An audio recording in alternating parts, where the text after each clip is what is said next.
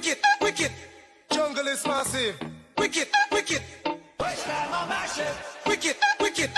Jungle is massive. Wicked, yo, yo, yo, yo, yo. West Ham are massive. Everywhere we go. West Ham are massive. Tell them how we got this skill. West Ham are massive. Everywhere we go. West Ham are massive. Everywhere we go. Everywhere we go. West Ham are massive.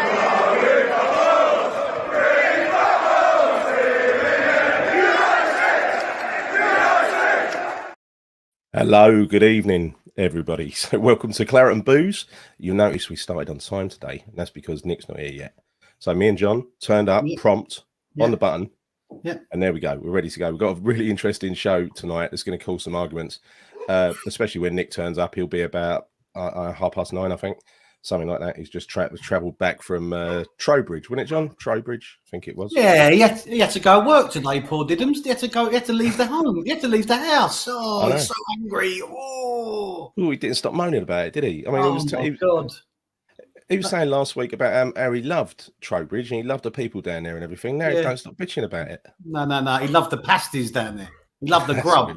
It's not being funny. It took him 2 hours longer because he kept bloody sending voice notes to us talking about, well, everything West Ham, I suppose. Yeah. I mean, he always blames us for being late, but the time he's not on, we're on time. So I think we're the punctual ones. And hang on, talk of the devil. Yeah, he's tardy. He's just turned up. He's just turned up. Look at him. Bloody hell. Nick, you promised us you'd be late. You promised us you'd be late. Don't let him in. I just thought I'd come in and make John look a mug. Where's the? You're still late. You're 2 minutes late. You're still late. I mean, don't matter. Oh, you're a fucking amateur, Gary. Hang on 1 minute. Sorry, go on, sort it out. I mean, you can't have that with John's head, can you? Let's face it. It was frightening, wasn't it? It was frightening. He sort of came towards me. He came towards me out the screen. So welcome everyone. We've got a really interesting show tonight. Hang on a minute. You've been all nice to me till he's turned up. Why are you starting, girl? No, sorry. It was just that was a bit. Till he turned up. Now you're jumping on his bandwagon of hatred. Disgusting. Perhaps I'll turn the guns on him now. This might end up 2v1 tonight, John. You ain't got no guns, you dreamer. Right. So look, we're gonna go through. There's been a lot of transfer news. Listen, I'm going to keep turning my mic on and off because Henry's up here with me and Lola, and they're chewing a fucking bottle. So we don't annoy the audience. I'm going to keep on turning the mic on and off. Yeah. All right. So if I start talking and you can't hear me, let me know. No, we'll just leave you. We'll just leave you. It's better that way. What are they doing up there with you? What are they doing up there with you? I'm just looking after them. That's all. Jill's got the pups downstairs. Oh, bloody hell! We've only got 4 dogs, haven't we? Does she not know you're making a stream? It's out of order. Out of order. 4 dogs. So look, we're going to go through the news. We're going to talk about all the stuff that's happened this week, including things that have popped up today. John covered in a really good transfer video earlier a lot of this thing, so we won't kind of go over what he's covered already. But there are some interesting themes appearing, and we're going to, especially around Steidten and the role that he is or isn't playing. So we're going to do that, and then later on, once we've passed the news and we've got past that part, we're going to go to a little bit of a fun section, and we're going to talk about what makes a legend. And this is, off the back of Declan Rice moving to Arsenal, and some people saying legend, some people not saying legend, some people being genuinely angry with him. But this is not about Rice. This show, this is going to be about. Well, part of it will be. I've got to be honest. We're gonna bring up 5 players, right? And 2 of them are going to be quite controversial, I think. I won't tell you who they are at the moment because that'll ruin it, right? But what I want to do is put them into the different categories. And the way we worked it out today was there are heroes. That's top of the tree, unassailable, almost mythical characters, right? Heroes. Then you got legends. That's the second tier. And legends are people that we, universally loved, absolutely, loved, undying loyalty to the club. Have never said a bad word about the club. Have spent a long time at the club. Talented, all those kind of things. But it can be a little bit subjective as well. It can be your personal legend. And then third would be like cult heroes. And I think cult heroes to me would be people who are not quite top drawer talent wise, but we love them. We've taken them in, taken to our heart, and they've had some real brilliant moments. And generally, we sing a song about them. And then finally, icons. So icons, and this would be a great player. I wonder if you can guess who I'm alluding to here. A great player who's given us some great memories. Quite a dominant player, very talented player. However, there is a criteria. You know, for instance, if we were to put a certain Mr. Rice into this category, there would be one criteria that he'd need to meet, and that would be, and especially now after he's left West Ham, and that would be, will he stay loyal to West Ham in his actions and his words? Can I just say it a bit simpler, just to interject, right? And I know we'll lose monetization. An icon is probably the great players that could have been a legend at West Ham, but instead they became a bit of a cunt. So there was important players, but that's basically it. Yeah, that is true. But I'll leave you to say stuff like that. It's very rude. But yeah, that's absolutely right. So hero, legend, cult hero, and icon. And we're going to go through 5 players. We kind of know the people, the main ones who would be in the top 2 categories, the majority of them. A lot of them have been mentioned in the chat earlier today. So this is specifically about 5 players. Where would we place them? And we want your interaction, because, you know, if we can't decide, you can decide where they go. All right, so that should be a little bit of fun later on.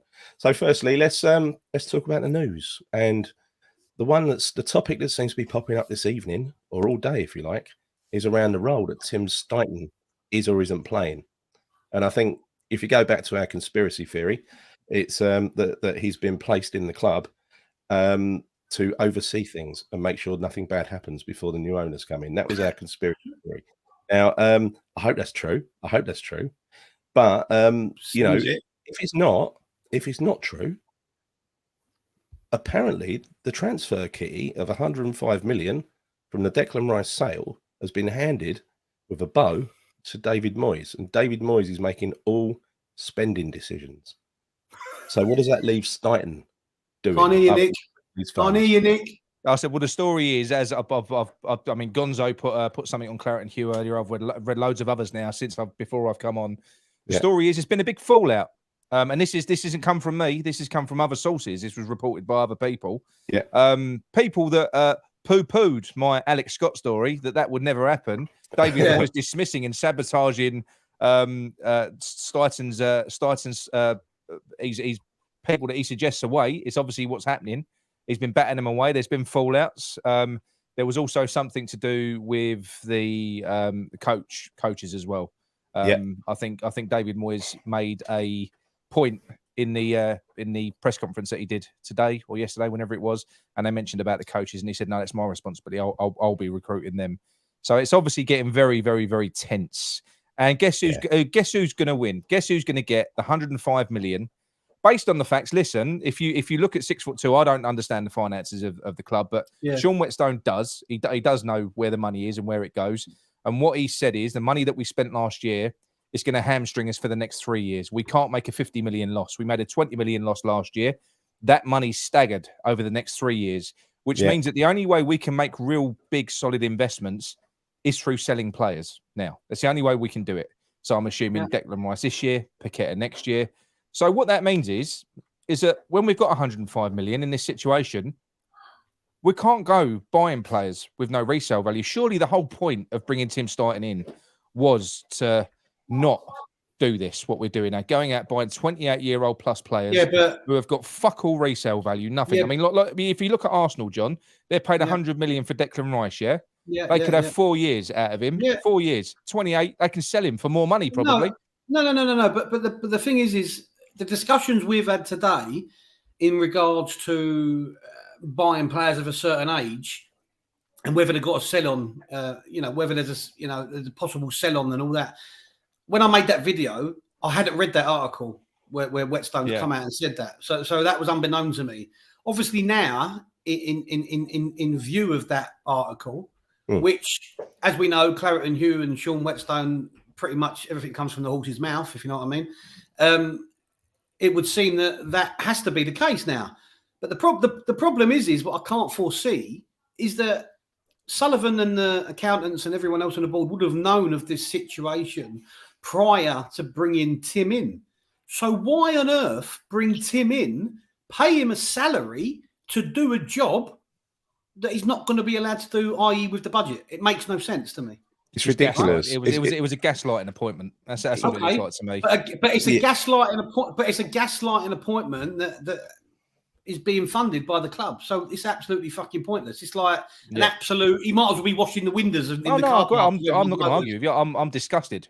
If it turns out like this, if with this £100 million we bring in fucking Harry Maguire, James Ward-Prowse, Polina. Now, I'm sorry, I've just watched your video now, John, but I am going to say this anyway. Polina, okay? Declan Rice, John will come back on this, but you've only got to look at the montages that are on Twitter. Polina has got the highest tackle rate on planet Earth. The top 5 leagues last year. Loves a tackle, great tackles.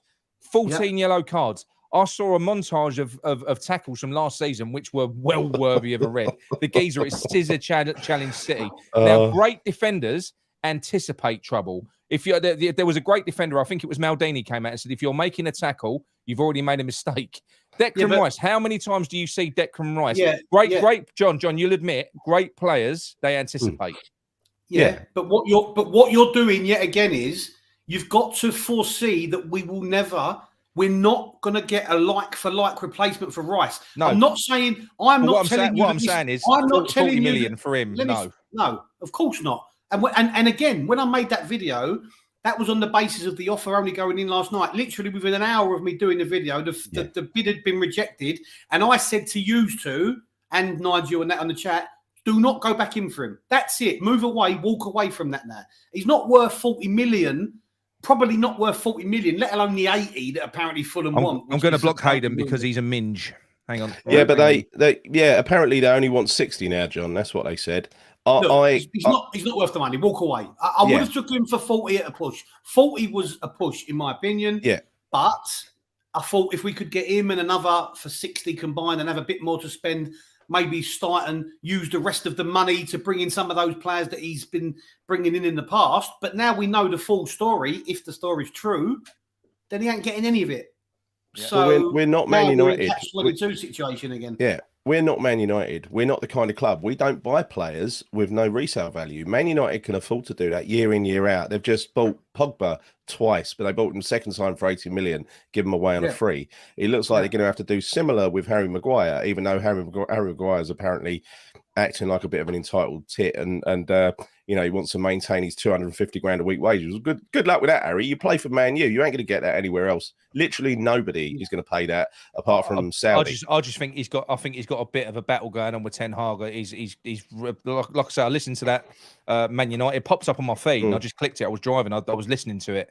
Yeah. And there's some internal politics here. Apparently, Harry Maguire's having a real internal battle with Ten Hag. Yeah. And the rumour is he's quite happy to just sit there and take his money. He's like, he got, How long has he got left? I don't know.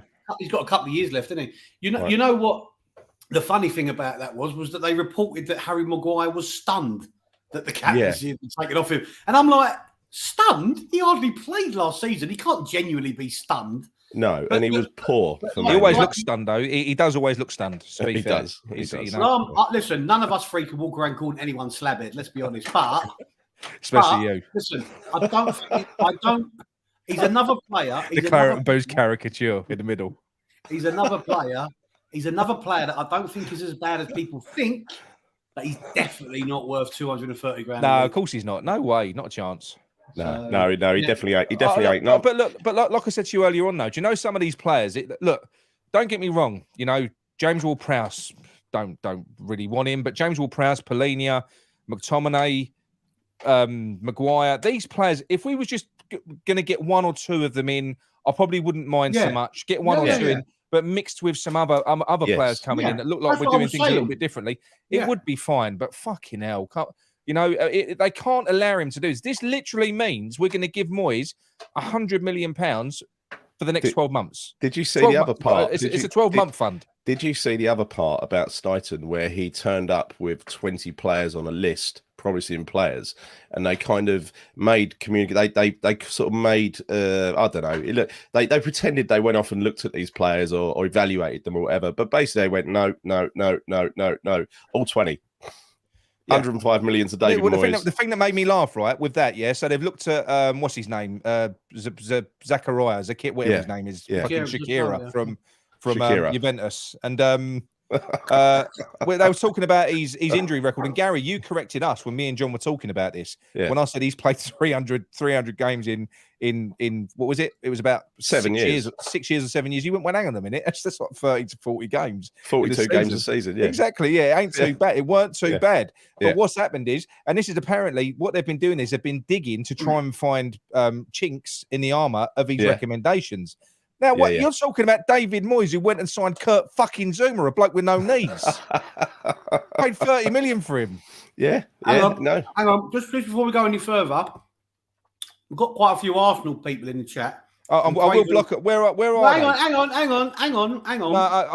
I don't mind blocking them. Fuck them. Every Arsenal fan. Well, no. Not every Arsenal fan. I won't do that. Nice ones. Yeah. No, I won't do that. I'm not going to say no because I won't do that. But any of the dicks, I'm going to. Chat shit, you're gonna get blocked. Well, we don't mind. Look, we've got Leeds fans who watch us and Newcastle fans. Listen, why can't I eat? Why can't I eat my cashew nuts? Why has everyone got an issue with me eating? What's the problem? You're like a fucking hamster, John. You're foraging all the time. Fucking cashew nuts, for God's sake. You literally are the only one on West Ham YouTube who eats while he's doing a stream. Literally the only one. I don't care. I'm not here to be their friends in the chat. They can mind their own business. If they don't want to watch me eating, go and watch Coronation Street or something. AFC instant block because someone's an Arsenal fan. I didn't mean that. To be fair, no, I meant if you're going to come in and you're going to be dicks in the chat, then I'll get rid of you. I don't mean that. I don't mean that. All right. No, we wouldn't do that, bruv. Yeah. We know you're not all wankers. It's just there's a lot of you that are. So. Right. There's a lot of wankers in the West Ham YouTube world won't let me eat my fucking cashew nuts. You know what I mean? So John, can't you just ahead of the show just store some nuts in your cheeks and like a hamster and just eat them as we go on, and it wouldn't be as bad, would it? Oh, fuck off! Right. Anyway, so come on back to Steidten. I'm bored now. Yeah. But look, the mind boggles where it's going to go from here, because if you were Steidten and you've been hired under false pretenses, and basically you're there as head of recruitment, in charge of all the decisions. Not professional. You only just noticed, Ian. No, and then suddenly you're making no decisions, right? That is surely a case for constructive dismissal. I mean, that would be what I'd be doing in his seat. I mean, Kirbishley won when he did constructive dismissal a few years ago, didn't he? This is worse than that, I would say. He's been completely undermined, unless it's the conspiracy theory that we've been harping on about, and he's quite happy to sit in the background. Always knew he weren't going to get control, and he's just got to watch David Moyes make hash of it for the next season. Yes. If he leaves quickly, we'll know the answer, won't we? But what I'm saying is, say that this is the case. Say Sean's right with his accounts, what he's done. Because the picture that he painted was that we're only going to be able to make money or spend big money if we sell players now. So look, Rice is gone. I'm assuming next season. So Nick, we don't get any income from the Premier League or from no. There's income, but from the accounts, from the way that he said it, is spoken for the next 3 years because of the expenditure. Yeah, that's called managing expectations. How? Right. Yeah, I know, but okay, but let's just spitball on that for a minute and say that is the case, because it was a bit weird that we didn't even go out and put a bid in before the Declan Rice money came in. That was a bit odd. Yeah. So it does make you think that maybe there is something in it. But the fact of the matter is, don't get me wrong, I know that there's pad in there. I know that I get that. But if that is the case, then that is ridiculous. Surely now is the right time. That's why they've gone and got this fucking pearl diver out. I mean, what is a pearl diver doing? What's he doing? Well, again, if I'm not diving for pearls, obviously. No, he's not. If I was that pearl diver, I'd be out of there. And if he doesn't leave in the next couple of months with his tail between his legs, absolutely, scathing about what's happened, then we know that there's something more to this than meets the eye, don't we? This is not a game of I told you so, but what did we all agree would happen probably? Oh yeah, no, we all said it was going to go bad. We said one of them will be gone within the first couple of months, and it will probably be Tim. We did. Yeah, because we said that he's in the middle of two of the most egocentric, egomaniacs you'll ever probably meet, who want ultimate power and who fight against each other, let alone a third person in the middle. I mean, look, let's hope it works, but if stuff's coming from Sean and Clarence and Hugh, I mean, listen, I don't know how true this is, but you know the rumor that David Sullivan thinks he won that trophy. The word on the street is that he's got a massive painting in the hallway of his house, and it was formerly of Declan Rice holding the trophy up, and it's got a little David Sullivan face on it now. Basically, Tim Steidten is currently being spit roasted by two of the biggest egos in Premier League football. He's just spinning around. No, he is. He doesn't know what's it. Everyone loves a spit roast. But I'll tell you what, going back to this, this Tim Steidten is a very, very intelligent bloke who's been, pursued by some of the biggest clubs in Europe. He's off the back of great success based on huge data analytics and everything else and modelling and all that. And he's been so successful in making a profit for his previous club. I don't believe that Sullivan had even heard of him, and I'd believe even less that Sullivan interviewed him for the job. Because if you were Steidten and you're that kind of character and you get interviewed by someone who, let's face it, is not the most articulate man, right? You probably you walk away, wouldn't you? You wouldn't. Look, listen, I think you've said it before, Gary. The fact of the matter is the proof that we'll see what happens, because if this goes the way it looks like it's going to go and David Moyes is going to get his wish, because look, it sounds like that unless we give David Moyes the players that he wants, he ain't going to sign no one off anyway. So that's either Moyes' players or no one, because I think he's got it written into his contract that he has final veto. I think that is the case. So I think he's obviously holding them to that. So if that is the case, Tim Steidten, if he'd been employed by Sullivan, would at some point turn around and go, no, that's enough. Fuck this. I can't affect this situation. But if he remains here, then that means for me that he has been placed here by someone else. Not that he's really doing much. Or as we know, what Sullivan is good at is blowing smoke up everybody's arse and talking behind each other's back. Oh yeah, he could well be going to Tim.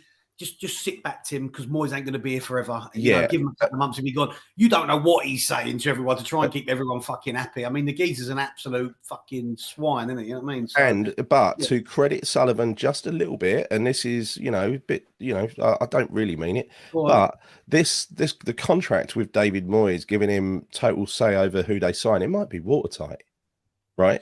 There might be no choice but to do this. Yeah, but they had a choice to keep him on and remain in the situation. Oh, they did. They had a choice with that. But I'm just saying that would be a way of saying, look, it's his final year. We ain't going to spend big money, no matter. I don't believe, for instance, we're going to be putting down a combined 35 million for McTominay and Maguire. I don't buy it. Right, it'd be more than that, Gary. You'd be looking at over 20 million at least for Harry Maguire, who's a 30-year-old English central defender. It would be over. No, but I'm saying it would be over 20 million. And McTominay, you'd be looking at 30 to 40. You'd be looking at close to 60 million. No, not McTominay, 30 to 40. No way. No. McTominay would be from Man U. Listen, I don't care what's rumoured. Polina, they're asking for 80 million for fucking Polina. One season in the Premier League. I think the difference is with Man United. Ten Hag, he wants players out so he can get players in. He wants his own players in. I don't want Maguire. Right? I don't care about Maguire now. I'm not talking about Maguire. But McTominay, I reckon McTominay could be 25 to 30. That's all I'm going to say. I'm not saying he's our best midfielder we can attract, but he's definitely an upgrade on Souček. I'm sorry to say. You might not agree, but he is. He might not be the best midfielder in the world. No, he is. Nick's chomping at the bit to say something about McTominay. I don't mind McTominay. I don't mind McTominay. No, I don't mind him. He's 26. No. He's not a bad age, right? And he's got lots of potential in different positions. I think he'll be good. But don't you think this Paulinho bid smells a bit like we tried? Sorry, one of them. Yeah, maybe. You put in a derisory offer because it won't be 40 million. It'll be fucking 25 million plus add-ons, won't it? That's what it'll be. It's not a derisory offer. It'll be a total package of 40 million, including add-ons. So, and we would have said it's 40 million, right? They only paid 20 million for him last year. Well, 15 million. Fulham have probably said we want 80 million for Pellegrini, and we want it paid over 2 years, Sullivan. Yeah. There's no chance of that. Playing hardball. Yeah. But yeah, I don't believe a thing that comes out of the club in terms of we've bid this much for this player, because we tend to go, we lowball, we put in offers that take the piss. And then we do 1970s negotiation, don't we? We start from, miles away, and we go up bit by bit by bit. And then someone else comes in. Once we've agreed a price, someone else comes in and nicks the player. Yeah. The trouble is, and I've said it before, and I'll keep You see my camera shaking. The fucking dogs are going mad in there. Oh, I thought you was Yeah, I'm not masturbating. No. I thought you were having a little private time. Yeah. No. I don't want West Ham fans to be too. It's not lack of ambition, but we can't be snobbish with who we get because McTominay's not wanted at Man United, don't mean he's shit, does it? I mean, Man United are pushing for a different level than us now. They've got AFC. I'm not being funny, mate. You've called me brother Philip Schofield, but taking the piss out of my vape, that's enough. Calling me a 15-year-old. That's it. You've had two hits. Now you can fuck off. All right. Leave him in. He's being all right. He ain't too bad. Don't mind the banter. Just make sure you tell Robbie he's a Luton fan. Yeah, tell Robbie he's a Luton fan on AFTV. Yeah. Yeah. He did start out as a Luton fan, didn't he? Allegedly. Most of them did. AFC was probably a Milton Keynes fan. Yeah, he probably started supporting them when Wenger was successful or something like that. Yeah, he probably did. So if you look at these players, right, we got Paulinho, age 28, apparently 40 million. What's his name? JWP and Alvarez apparently have put in verbal bids for them too. So that's not a bid, is it? That's Sullivan saying 15 million for a really fat Schofield, no? Yeah. You got Barnes, who apparently, according to Claret and Hugh today, we are not interested in the slightest in Barnes. And because someone at the club said we've got too much pace. Someone at the club said we've already got Ben Rama in that position. Thank you very much. We do not need Barnes. Reminds me of that comment that Moyes made in his podcast where he could have got Alvarez, but he went, "Yeah, we had Mickey." Yeah. You know, talking of Mickey, sorry, Gal, to interrupt you. Yeah. Talking of Mickey, been linked with Steven Gerrard's Saudi Arabian club, El Etefe, I think, or something like that. What do you reckon about that? Do you reckon that could happen? Oh well, I want it. I do want him to go now. Look, I love Mickey for what he's done at the club, but he wants to go now, and I think he's being a disruptive influence. It's quite obvious. You know, we've seen it in his podcasts. I think he needs. We won't go into it, but we've heard stories that he needs a bit of a cash influx. We've got to just let him go, you know. Yeah. No, and he goes with our best wishes. Good luck to him. But I really don't want to see. Going back to what I said the other day, I don't want to see Moyes have Antonio as an option next season. Right? We've got to take that option away from him because if you're going to push ahead with Scamacca and you're going to try and get players up around him and everything else, you don't want the same situation that happened for the early part of last season where Antonio's sort of glaring at him from the bench, and then on 60 minutes. You know, Scamacca ain't scored. He goes off with his head down, and Mickey comes on. You know, I hated that. Yeah. It's the only good thing that's happening at the minute, isn't it? Is like the news of Scamacca being linked is sort of quieting down a little bit, isn't it? It has got a little bit quiet, isn't it? I'm glad about that. But you're hearing more of them now because I mean, obviously, look, I'm not hearing a lot about Scamacca at the minute. It's been not Scamacca, but did you hear the one about Wolves and Areola earlier? Yeah, but they said they like him. Don't mean they're going to go and buy him. And Steinberg, you know, in that article at the bottom, he said Mickey wants out. In brackets, he ain't on his own. Yeah. Well, it's not a happy camp. No, we sort of know that, though, don't we? We know that. I mean, look, we'll have to wait and see how it goes next season. But if it goes how we look, if we're being honest, we all anticipate it's going to. If it isn't a happy camp, then this was an absolute, and it would make it even more mind blowing. If we allow players to go that David Moyes can't make use of, and we bring players in that only David Moyes can make use of, and then he goes anyway after 5 games. Yeah, that would be the most fucked up thing. It really would. It really would. And that is the danger at the moment because it looks like the players that we're linked with apparently coming, you know, that Moyes wants. It's like he's building Everton again. You know, he's building a very tall, dirty, physical team. The only difference that Everton had is they had a little bit of pace up front and they had decent goal scorers. But again, Scamacca will be a decent goal scorer. And I think we need pace. And every player that we've seen that we've been linked with, has Paulinho got pace? He doesn't need it. Paulinho. No, but is he? Well, when he's not on his arse, fucking putting a tackle in, I think he runs a bit, but he spends 90% of the game on his arse. I'm just saying, you've decided to go to a montage that suits your agenda. That the geezer's always up in the air. Like he makes 5,000 tackles in a match. Yeah. What? Yeah. Nick, a tackle doesn't have to be some sort of slide No. You've seen him play yourself. He does. He makes it all the time. Oh, all right, Nick. All right. Okay. Our counter attack at the moment. Him as Robbie Savage. He basically is. Our counter attack at the moment consists of Jared Bowen, right? Jared Bowen is the only one who's got pace in the team. That is the one we go for all the time. If you shut Jared Bowen down, which happened throughout a lot of last season, then West Ham's threat is gone. And this is why we need somebody on the other side, and that's why Barnes would have been perfect. You know, Ben Rama,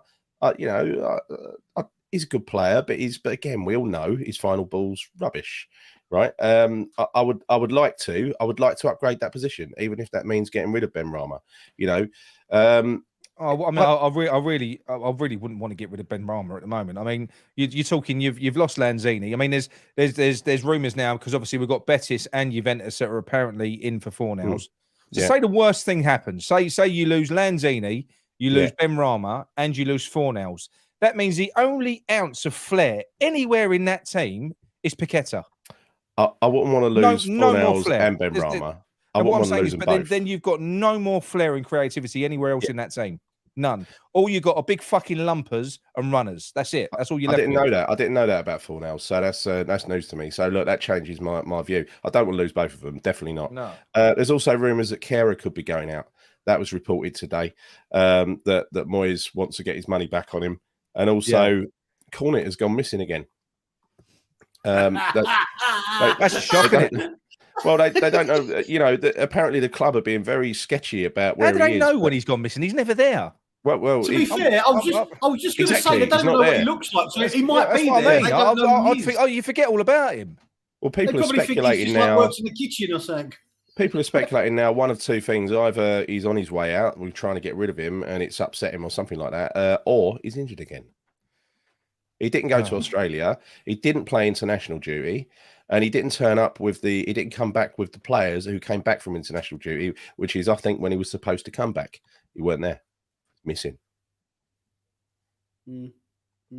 It's not that it matters too much, but there you go. I've got to sort these dogs out. Back in a minute. They're fucking pissing me off. 1 minute. All right. Go for a few comments, John. YouTuber brings his dogs into the room. What's he doing bringing his dogs into the room? Cornet is very fast at getting himself offside. Yes, he is. Cornet's very fast at disappearing out of West Ham and being injured. Yeah. Very fast at the treatment room. Yeah. Come on, guys. Leave AFC alone. He's the first Arsenal fan in months not trying to take the piss.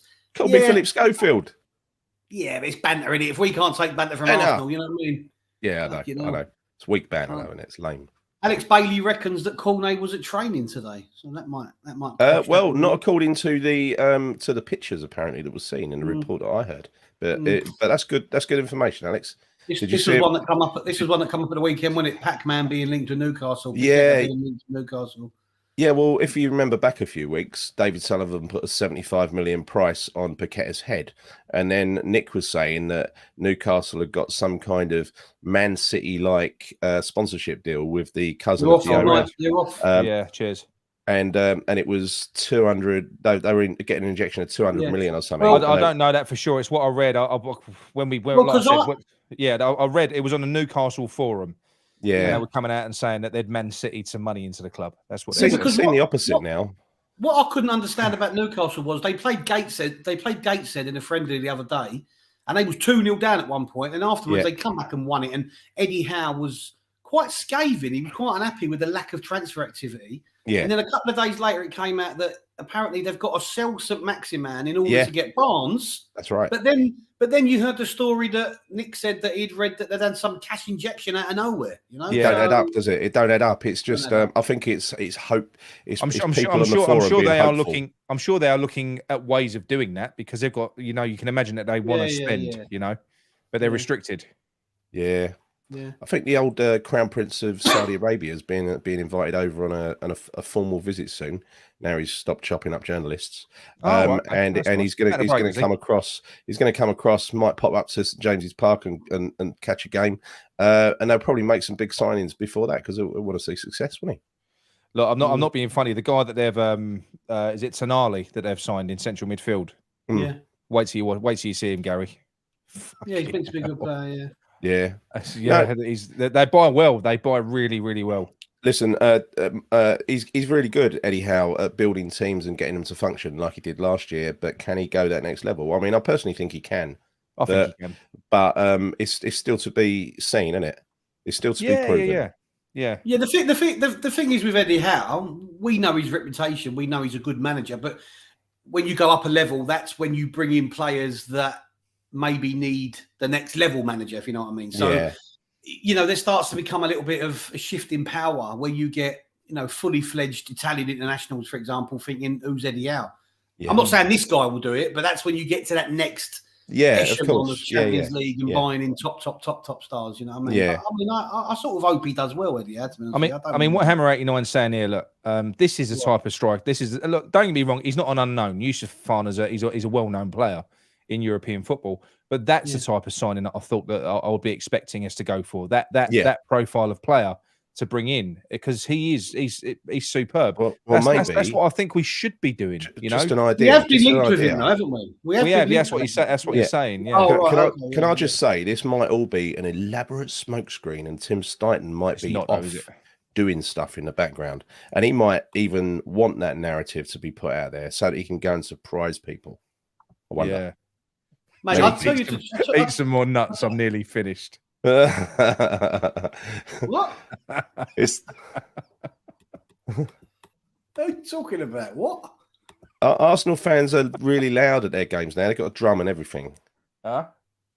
Arsenal fans, they're really loud at the Emirates now. They've got a drum. And yeah, no. Really look. Look. At the end of the day, I just don't. I'm even more concerned now. I mean, obviously, look, we knew Rice was going. That's done. He's gone. But there was one bit of positive news, which was bringing Tim Steidten in, and that gave us a little bit of hope with reinvesting this money the right way, so that we can change direction. We can, and don't forget these Moyes' quotes as well. He's mentioned the fucking Red Bull model on more than one occasion. These are his words. He said this. Do you know what I mean? It couldn't be what we're planning on doing couldn't be further away from that. And I've heard other people. I've heard other people suggest that well, this is only because he's on a 12-month deal. Maybe we should give him a longer deal. I don't know. Who said that? Hey, there's quite a few people that are saying it. There's quite a few people that are saying it. The thing is, it's all very odd because you're bringing in a director of football to work alongside someone who doesn't like directors of football and is only there for 12 months, possibly. It just seems like the wrong time to have brought him in, unless he is literally there as, he's there shadowing it for the year. I genuinely can't work it out, mate. But if they're really truly going to trust Moyes with that amount of money again, I mean, well, then they're backing him. It's ridiculous, but they're backing him, but they're not backing him. Well, no, but there's nothing wrong with backing him because backing him should help the club. But the problem is, if it's down to Moyes, then we're not really going to get the players that are going to take us forward. Possibly, that's what I'm saying. And look, I'm not all that buy to sell on and all that.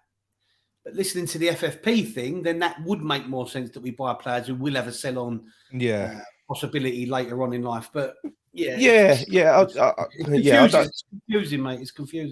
I'd like some transparency, to be honest. I mean, it's good that Sean, for instance, is going doing his sums and producing, what he thinks we've got to spend. How much of that is? But to be fair, he only studies the open accounts. I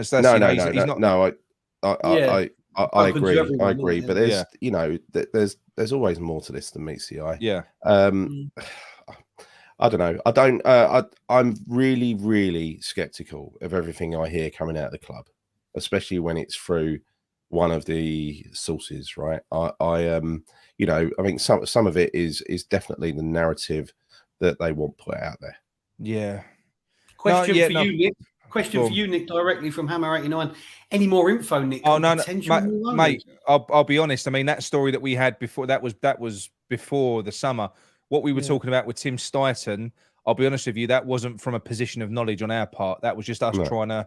That was us just trying to understand how. Well, because I don't think Sullivan could possibly attract and convince a guy like Tim Steidten to come and work with him. Not a chance.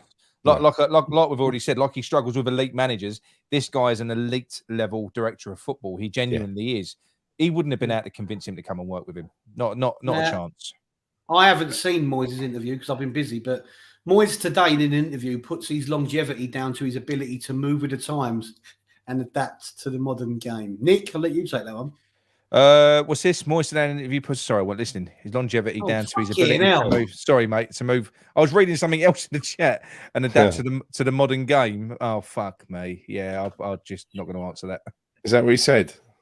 It probably. It sounds very Moisey, doesn't it? Watched it. Yeah. I haven't watched it. I know. I know it's a silly thing to say, Dan. I know, of course it is. But I thought I'd say it. Yeah. We can dream, can't we? We can dream.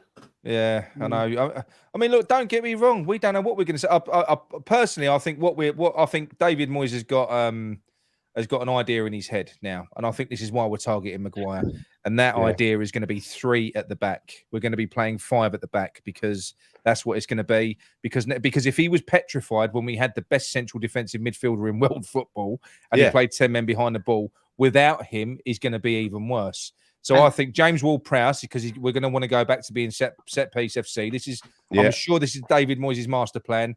10 men behind the ball, Bowen and Antonio throwing themselves to the fucking floor whenever they're 25 yards away from goal, try and smash and grab some goals. I think that's what it's going to be. I agree. Disappointingly, I agree with you because there is no way that either Zuma or what's his name, the other centre half, whose name escapes me, is going to get dropped. Aguerd. They're not going to get drops. They're first team regulars. So bringing in someone like Maguire, he's going to add to that. Not replace. Don't get me wrong. Maguire, Zuma, and Aguerd. That's some fucking back three. Oh yeah, I'll be honest. But nonetheless, you just know what this means. You know what style of football we're going to be. And also, we know Maguire's lack of pace means he needs cover. So he can only really play in a free generally, can't he? And also, Emerson is a wing back, so it fits. I think Kara could be a wing back on the other side. I don't think Soufal is. I think Kara would be a wing back. I don't mind. I don't mind 5 at the back, but if it was more attack minded, if you know what I mean, if the wing backs were allowed to be a bit more forward thinking. Harry Redknapp. Our back 5s are usually a back 5, aren't they?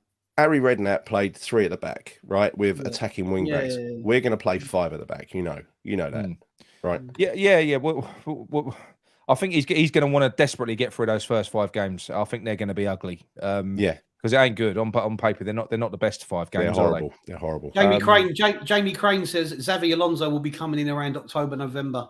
I would love that. I would love that. I mean, like I say, this guy is. But again, it goes back to what I was saying earlier on. If we do spend this money up front on David Moyes type players, when the new manager comes in, he's not going to have money to rebuild. He ain't going to have the money to rebuild.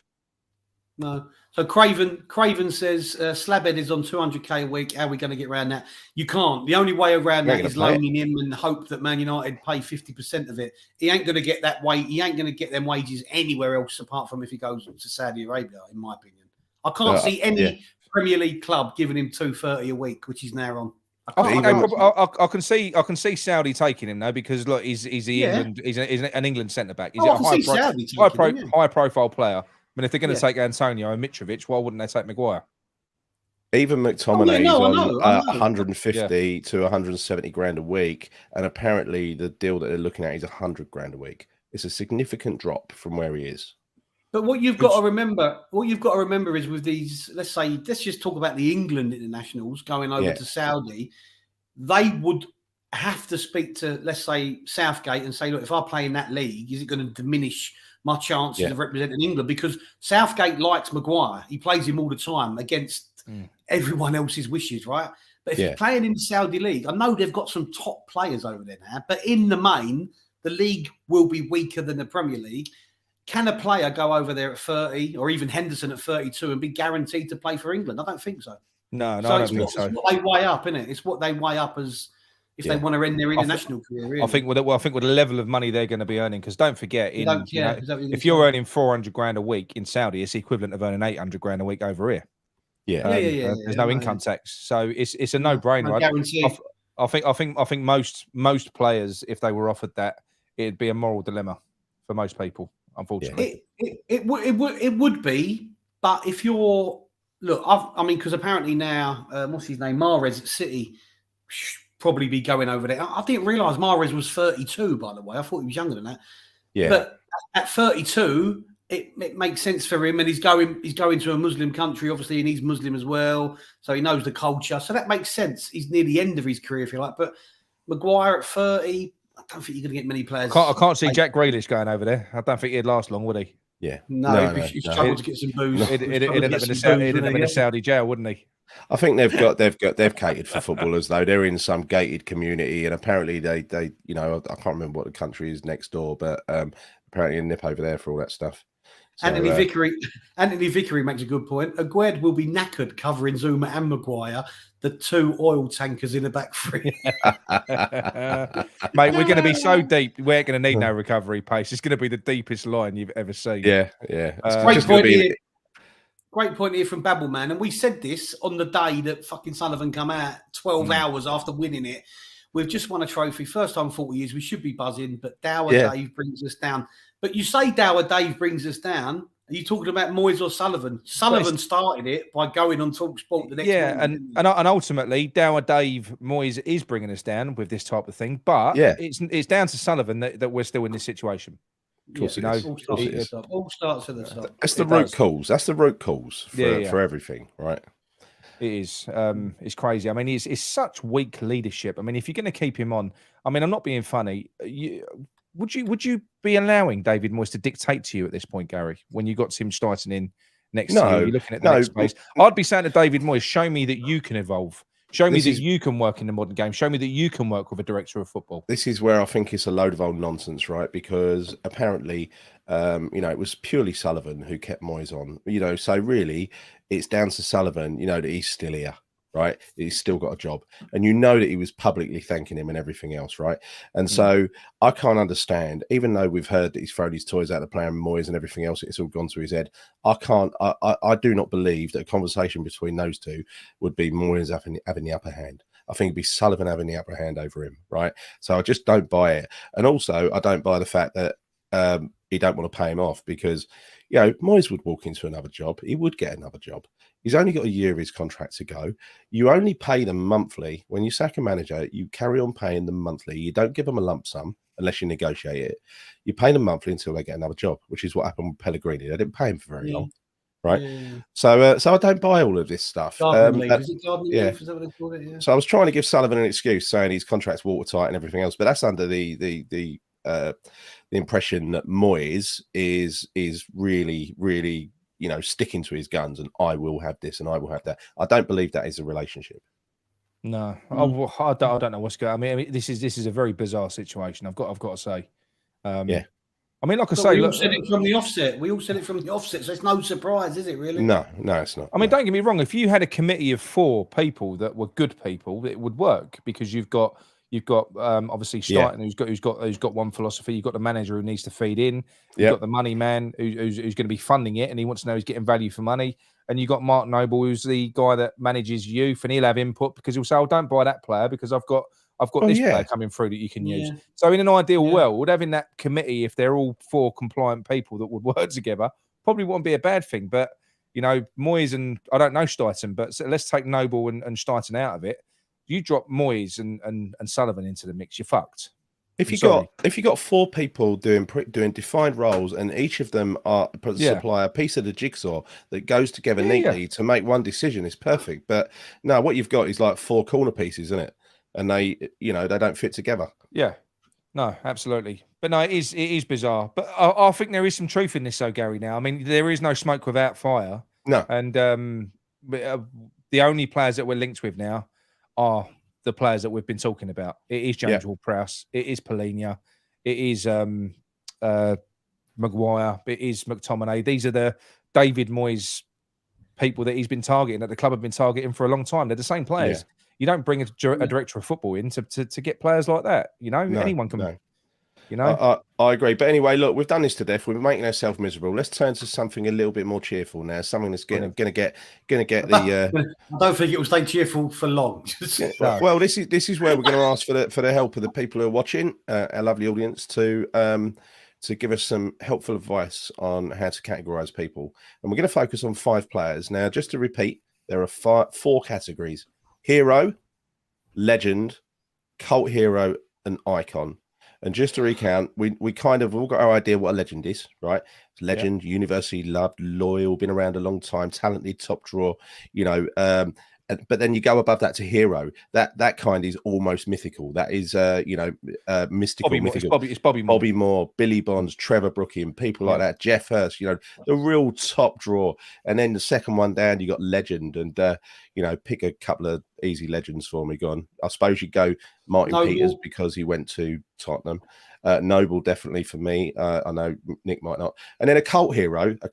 And this I've gone hero, legend, cult hero, because to me, cult hero is the third most important category, right? Well, it was to me, Gary. I got you to turn that. You actually did it, and you were right. Yeah, for once. Yeah, it was me. But this is typically, but not always. You need the cunt section at the bottom. Yeah, this is typically, but not always, a player who's not quite top draw, but players that we love, and ones I would put into this category would be, Carlton Cole, Christian Daly, people who we sung songs about, people who we love, people who never leave. They're always around the club, right? Yeah. So yeah, indeed, yeah. And also these people, they never really leave the club, and they never say a bad word about the club. And if you look at the example of Ian Wright earlier in the week, twat, right? The guy, and I put Rio into this group as well, right? Rio Ferdinand, he's done nothing but say things like, if you got to leave. If you're a good player, you got to leave West Ham and join a big club. Now that is demeaning. That is condescending. Who said that? Rio. Yeah. Oh, he said that on more than one occasion. Yeah. That is condescending and demeaning. And any player that says that just immediately gets. He shouldn't. Off this list, do right? you know the thing with that comment is this, and don't hate me for it. They're probably right, but they shouldn't say it. That's the point. Yeah. And that's not being absolutely. That's not me being demeaning of my own club. That's factual, but he doesn't need to say it. But I think a cult hero. I said it to you earlier on. A perfect example is someone like Carlton Cole, who basically came through. When he came in, he weren't the most loved player. He got a load of shit because he weren't that great when he first came in. He plucked away, got relegated with West Ham. He elected to stay with us and help us come back up because he had other options. And then once he'd secured our relegation, then he came out and said, I'll tell the world now, I took a pay cut to stay and help you and help you come up. That is a fucking legend. That is a selfless person, a team player, and there aren't enough people like it. And he is West Ham through and through now, right? Yes. He came out of the Chelsea youth system. The guy loves West Ham. He does everything with West Ham, right? Yeah. And look, Ginge, people like that, right? Cult heroes. And that is why they're the third, group of people. And then you got icons. And these are the great players, the top players who've given us great memories in iconic moments, iconic seasons, real dominant individuals who have done something special, but then they've probably left, right? Yeah. And I think they only stay as an icon. It's not just about leaving, it's how you leave and where you leave and what and the things surrounding it. You only become an icon if you leave well. Because Tevez for me is a cult hero, or he actually is. Because we felt a connection with him, but he left, he went. It's how you leave, If you're a captain and you've been engineering a fucking move away from a team who are threatened with relegation for a year, and during that period, you ain't a cult hero. Hang on a minute. Do you think that every player doesn't engineer their move in advance? Do you think the talks happen? Hang on a minute. Do you not think that every not everyone, John. Okay, why aren't our players coming through the door then? Where's our players? Why haven't we been having talks with players for a fucking year? Where's our players queuing up? Because we've got inept ownership, you fucking like you said a minute ago. Mate, seriously, I'm sorry. If you do that, that's fine. But he's a mercenary. Yeah, I think that's a mercenary. Come back, John. Where you going? List. Right. Anyway, is he eating? Is he gone off the screen to eat? He is. He's going to kick right. his cat. So look, to recap, hero, legend, cult hero, and then the fourth one is icon. Right. Yeah. And icon is down the bottom because these are players who've been really special to us. All four of these categories are special, right? But you can only stay an icon. You can only stay in this list if you do what I just described, and that is never be demeaning towards West Ham. Nope. Never say horrible things. Never leave in a bad way. As soon as you leave in a bad way, like sulky, like Arnie, you ain't on that icon list anymore, right? You might have been on there once. You ain't on there anymore. Right, look at Scott Parker, won 3 Hammer of the Years, and is sulked like a little baby to get a move to Tottenham when we were relegated. Right, that was bloody horrible what he did. I remember he scored a goal in the Championship, Mute him. He scored a goal in the championship, Scott Parker, and then didn't celebrate. You know, the other players were coming and cuddling him and surrounding him, and he was like looking on, like with his steely look, like they're holding me hostage. Like, piss off, mate. So him, Defoe. You know, much as Defoe's improved his character lately, and I forgive him and all that sort of stuff. Quite like him now. The way he left was terrible. Right, and what it was off in the championship. It was, but can I just give, before we start this? Let me just give my overarching thoughts on how I've come to what this has made me feel with Declan Rice, with what's happened. Okay, right. Now basically, don't do Rice yet. Don't do Rice yet. No. I'm not going to, but I just want to justify what I'm the way that I feel about it. Right, and what that is, these footballers, okay. They make their money and they live these lifestyles off the back of a sport that is commercially fucking so popular worldwide, and they make money out of it. It's commercially popular because the fans are obsessive about it, and we worship the ground that these footballers walk on. Without the fans, they wouldn't be living these lifestyles. They wouldn't be able to make these decisions, and it fucks me. And it fucks me off when, do you know what? Because look, I am going to say with Declan Rice now. In Declan Rice's situation, he's a Premier League player. He's a captain of a club. He plays for England. He's just won a trophy. I'm not saying you can't go on and do better things, but there ain't enough players out there that that appreciate what they've got. And I said earlier on, James Ward-Prowse, he ain't even a player that I want, but I would love nothing more, because I don't want us to go and do to Southampton because we're a bigger club than them and take their fucking best player. I would like to see James Ward-Prowse stay at Southampton, help get him fucking promoted, and then do you know what? Live and then die a legend, worshipped by fucking thousands of fans, because players like that, players like Declan Rice, they're going to... He's 24. He's fucking stabbed the nation in the back. He stabbed the London club in the back. Oh, and he'll probably... No, hang on. Now you're bothered. Now you're bothered about the Irish thing. John, now it bothers you about the Irish thing, does it? Let me finish it. Let me finish this. Oh, you're a hypocrite. And then he'll probably do it again. And then do you know what? He'll go out and he'll have a nice big trophy cabinet full of medals, and he'll have a load of fucking fans scattered around. He won't be a legend to anyone, only to him and his fucking self and his family. That's all it's going to be, because that's what happens when you're a mercenary. You don't end up worshipped and loved by anyone. You don't. Right. That's personally what I think. Listen, I agree. I agree with that. And a bit ranty, but I agree with it. Now, when you made that video the other day, which I thought was a fabulous video, very heartfelt, Nick. You know, I've seen his fucking Arsenal videos since. There was Can you tell? Yeah, but there was one comment that an Arsenal fan made back, and she said, you know, because it was like going about we helped make him and stuff like that, and she said West Ham didn't help make him the player he is. You made him the player he is, and that is absolutely right. That is absolutely right. I know he had to, you know, he contributed, but we picked him up at 14. He put in the work, and he took his chance. But it took a lot of people and a lot of effort and a lot of hours and years to develop that player into where he is. Do you know what? You got some genuine players out there. Some of them are genuine and they do love them. Most of them are just self-important cunts. Name me a player. Name me a player. All of our icons and legends at West Ham are players from the 60s, 70s, 80s. Bobby Moore, the ones that get mentioned, Moore, Brooking, Bonds, who predominantly spent all their career at West Ham, right? If not all of their career, right? It doesn't happen in modern football. And when it does happen... Noble. Like hang on a minute. James Ward-Prowse, Steven Gerrard. Tony very Cotty. Few, Tony Cotty is a legend. And that's why it's a special thing. But that's why it's a special thing. Let's save the argument. You've got one Noble. Noble's just retired. You've got one in Noble. And the fan base said... Most of the fan base say, "Oh, we didn't leave because no one wanted him anyway." So you can't win. Right. Anyway, look, I hope you understand. You guys watching, you can see that this is getting nice and warm already. I knew John and Nick would kick off on this, which is why I thought it was a good idea.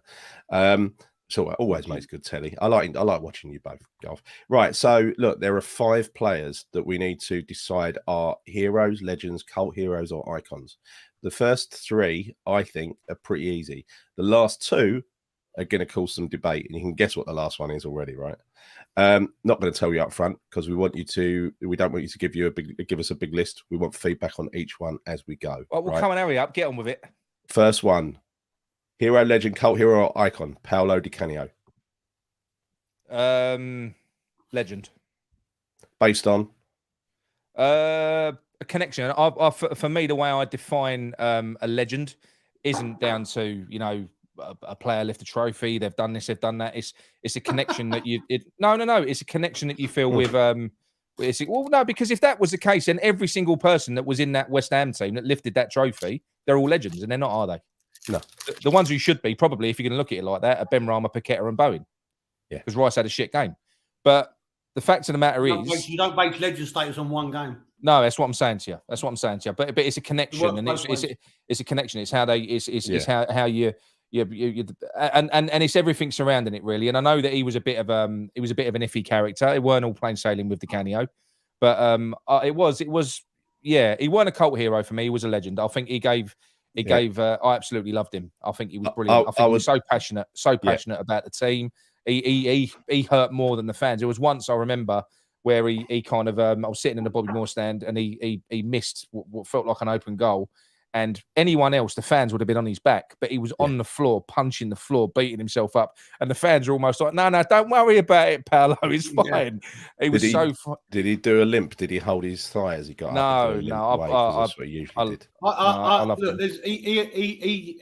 he epitomises the sort of player that you take to your heart very quickly. We took him to our heart very quickly. He was overly emotional, like you said there with that example. You felt like you was almost it was almost at times like the whole stadium was babysitting him. You know what I mean? Like there was times when we played at home to Bradford, and he should have had about 3 penalties, and he was going nuts and telling Redknapp to take him off, and but you loved him for that. And then he had those moments of brilliance, and what was it, that game Everton away when he caught the ball when the keeper Paul Gerrard got injured, things like that. You're going, what are you doing? But that is the sort of thing that made him. For me, is he a hero? Well, hero's top. So heroes, as Gary said, that's I mean, look, I'm the same age as Nick, obviously, although he looks a lot older. So for me, in my era, I would say Di Canio would have to be a hero, most definitely. Right. Well, look, it's subjective. There is no objective way to measure this because we've all got our own experiences. It's personal, isn't it? Yeah, John. Can you start going through these comments? We need to put these comments up as we go through the players, right? So while I talk, I think Di Canio for me would be a legend because again, I've got people like Brooking and Bonds and people like that in the top hero category. People who were to me kind of. I mean, I genuinely did hero worship Trevor Brooking when I was growing up, and Bonzi, people like that, right? I really did. Even Phil Parkes to an extent, right? So I had a green Phil Parkes shirt with number 1 on the back and a West Ham badge sewn on by my mum. Loved it, right? Just very, very, very quickly, Paul Sheed. No, we've changed this around because do you know something? The word legend is being banded around far too fucking much at the moment. So we've gone for hero at the top, and we've explained in our in our idea what a hero is. That's a hero is legend plus. Legend plus. That's your Bobby Moores and players like that. Because every fucker's a legend at the moment. Yeah. Yeah. Almost superheroes. Superhuman. Most people in regards to Di Canio, Gal, sorry to interrupt you. Most people are referring to Di Canio, in their opinion, seemingly as cult hero rather than. I get that. I get that, but for me, he's more than that. I'll go legend because again, he gave me an amazing amount of happiness watching him. So I sat we had tickets in the Bobby Moore for the whole time it was there, and he was like peak entertainment at a time when it wasn't great, and then he turned up. No. It's like someone turned the lights on, and the way he just had such a connection, probably the biggest connection anyone's ever had with a crowd. I mean, it was love, right? And it was both ways. It was bi-directional, right? And that love is still there. He is a West Ham fan. Yeah, that love is still there. He absolutely adores West Ham, and so he can be, to my mind, nothing if just for that alone, and coupled with his talent, because he was supremely talented as well. And to have a player so talented, absolutely adore the club, that is, and the fans, and never stop adoring the fans, right? That is. The guy has never said a bad word about us. He's only said beautiful things about us, right?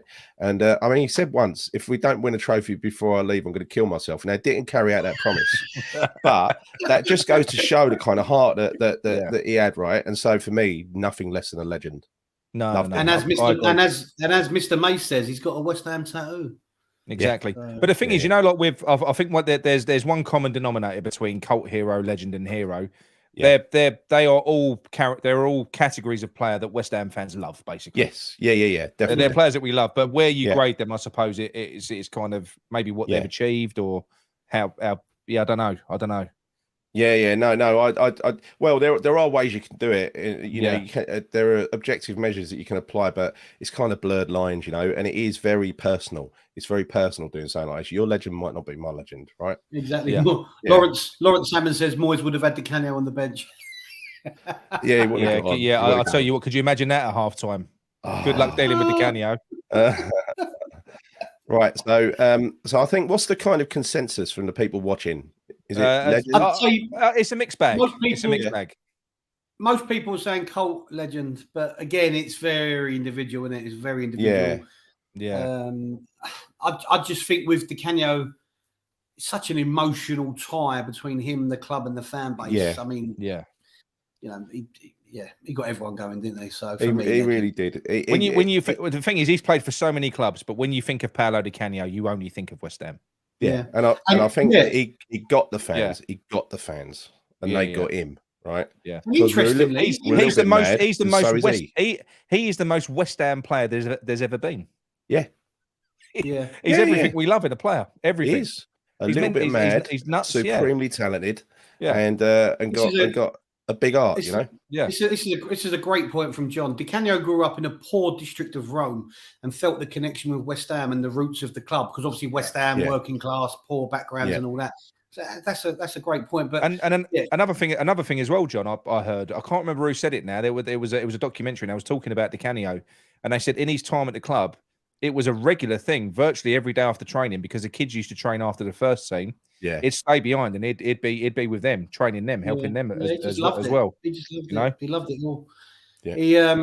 He, for me, he epitomises a legend, but again, it's subjective. So yeah, judge anyone who disagrees. So I think that's it then. Let's say an average will probably be legend. I think I am leaning towards your hero thing, John, because he did have that mysticism about him as well. But I'm gonna stick on legend. So let's say someone said do a poll. So as we do these, I'll do a poll. For okay, yeah. Good idea. All right. Well, we're gonna start the next one. Someone else's. It's El Chico's idea.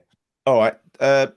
Don't do a poll. Don't do a poll for the first one. We're just called Di Canio legend, but let's do a poll for the second one, and that is Dimitri Payet. We got Payet. Dimitri Payet for me, unfortunately, as much as because again he gave me one of my most memorable years ever, but because of the way he left, he's an icon. Yeah, he's an icon. He should have been. I think if he'd have given us one more year, it'd have gone down as a cult hero. Yeah. I absolutely loved him when he was here. I think he was one of the most beautiful footballers I've ever seen. Probably, I think probably the best footballer I've ever seen in Claret and Blue, if I'm honest, in terms of his ability. He was outstanding. But he's an icon. He should have been so much more. And I think do you know something? It's a shame because I think he's damaged goods. He suited West Ham as well. Yeah. He suited West Ham. He should have stuck around. We love damaged goods, don't we? So what do you think? What do you think, John? I agree totally with Nick. He could have been so much more. Obviously, we know the family issues that arose sort of put an end to his career in England and at West Ham. But like Nick, you know, I took my boy over there first season ticket when he was 4, when Payet joined the club. Just had some great memories with him. Obviously, he was a huge part of the last season at Upton Park as well. And it just all went wrong when we moved to London Stadium. I mean, I don't know if you remember, Nick, when me, you and the boys went Everton away, Nick. And he was absolutely bullshit, because he'd almost given up and he didn't want to be there anymore. You know, and we was livid with him, but we didn't know then what we know now. But he could have been so much more. And I'd say icon, 100% agree. Yeah. Well, it is a shame. Our dad, he would have loved him. He died in 2015, right? He loved West Ham. He absolutely loved West Ham. But I kept calling him out because at one point he had a real soft spot for Arsenal, and that's because he fucking loved Thierry Henry. Well, he liked good football. He loved good football. He loved Messi. Thierry Henry, Gary. Yeah. Thierry Henry. I used to sit around there. I used to go around there every Sunday for Sunday dinner. I used to sit there watching Henry. I used to go, "It's finished. So fuck off. Fuck off, he's finished. Terry Emery. Yeah. So he loved him. He loved him. You think your dad would have a soft spot for Arsenal now with Rice going there? No, not at all. No, not at all.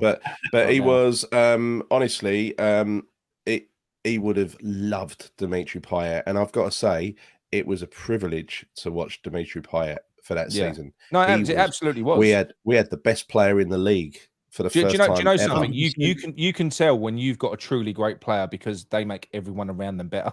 Yeah, everyone looks better, don't they? I mean, so many players looked. I think that was Noble's best season, wasn't it? Yeah, Lanzini. A lot of people. Iron sharpens iron, doesn't it? Yeah, it's interesting for me. There's a few in there for legend, 11%. So 71 votes, 11% have said legend, 28% have said cult hero, and 61% have said icon. So I think there is some forgiveness creeping in there, and I think that happens because we do appreciate what he gave us. That was a very special year as well. That was a very special season. It was massive. You know, I am tempted because that season was. I'm going to move him up to cult hero. I'm moving him up to cult hero. That season was legendary, right? That whole season was legendary, and the player in the middle of that, I don't think he deserves icon. Listen. The guy had personal problems. He had personal problems. He had a reason to go back to France. He had to, right? He couldn't keep it in his pants. Basically, he couldn't. You're putting him. Yeah, okay, but then, look. I mean, people are saying he's never said a bad word. He has never said a bad word about West Ham. Not one bad word. No, but that's not that we could understand him. But that's not the point. But what I'd say is, I'm being swayed by the chat here. I'm going to go for my. I'm flip flopping because I do have a bit of affection for Payet because of that season. Have you done a poll? Oh, I do. I'm going from icon to cult hero for me. Have you done a poll? Nick, yeah. Poll? I've got a soft spot for him massively, but he ruined because of what he did, he ruined his time at West Ham. It could have been, you got to remember, he wasn't a regular in the French national team. When he came over to the Premier League with West Ham, he got in that World Cup squad and all of that. And so before West Ham and after West Ham, he sort of fell off the wagon, after... like Nigel says, there were two West Hams. Well, I think there were two Payets that we saw, right? There was Payet version 1 at the Bowling, who was vintage Payet. It was the best player in the Premier League, and just took to it like a duck to water and tore it up, didn't he? Some of those free kicks, I've never seen a free kick like that one he scored against who was it, Palace, where they put 11 men in the wall, pretty much. But there is something else as well, Gary. Sorry to interrupt. There is something else as well, and this is true, right? Okay. A great player, okay? I don't think... We know he had his personal problems, but that window that followed, the investment was dog shit. It was. It really was. We watered down that squad like I've never seen before with average fucking players. And we had Europe. I mean, that goal that he scored, do you remember the one where he walks through the whole team? That was after him repeatedly providing chances to people to the point where he went, "Oh fuck this! I'm just going to do it myself." Was that Bournemouth? And he just walks the ball through. Watford? No, was it Bournemouth at the London Stadium? Yeah, I can't remember the opposition. I remember the goal. Bournemouth. I'm sure it was Bournemouth. But... Well, basically, right. The upshot is it's relatively split. So you've got 57% have said icon, 33% have said cult hero, 10% have said legend. So there's still a lot of people that have got fondness for him, and I think that's fair enough. Yeah, but I think on balance, I'm between. I think he's an icon for the second season and a cult hero for the first season. So I'm on the fence like Trevor Brooklyn. Well, do you know what? If it had stayed for the second season, it'd have been going down in legend status for me. He would. Just for that, without doubt. Without doubt. Yeah. That goal was against Borough. People in the chat are telling us that goal was against Borough. Right. Okay. So that's a good result. So we're going to move on to player number 3 of 5, right? Before we get to the 2 controversial ones. Yeah, that'd be fun. The next one is... Can we have one below icon? The next one is... This is a tough one for me. This is tough one, or maybe not. Manuel Lanzini. Legend for me. He's been one of my favourite players since he's been there. I've got a real... In fact, the picture, I've already made my mind up.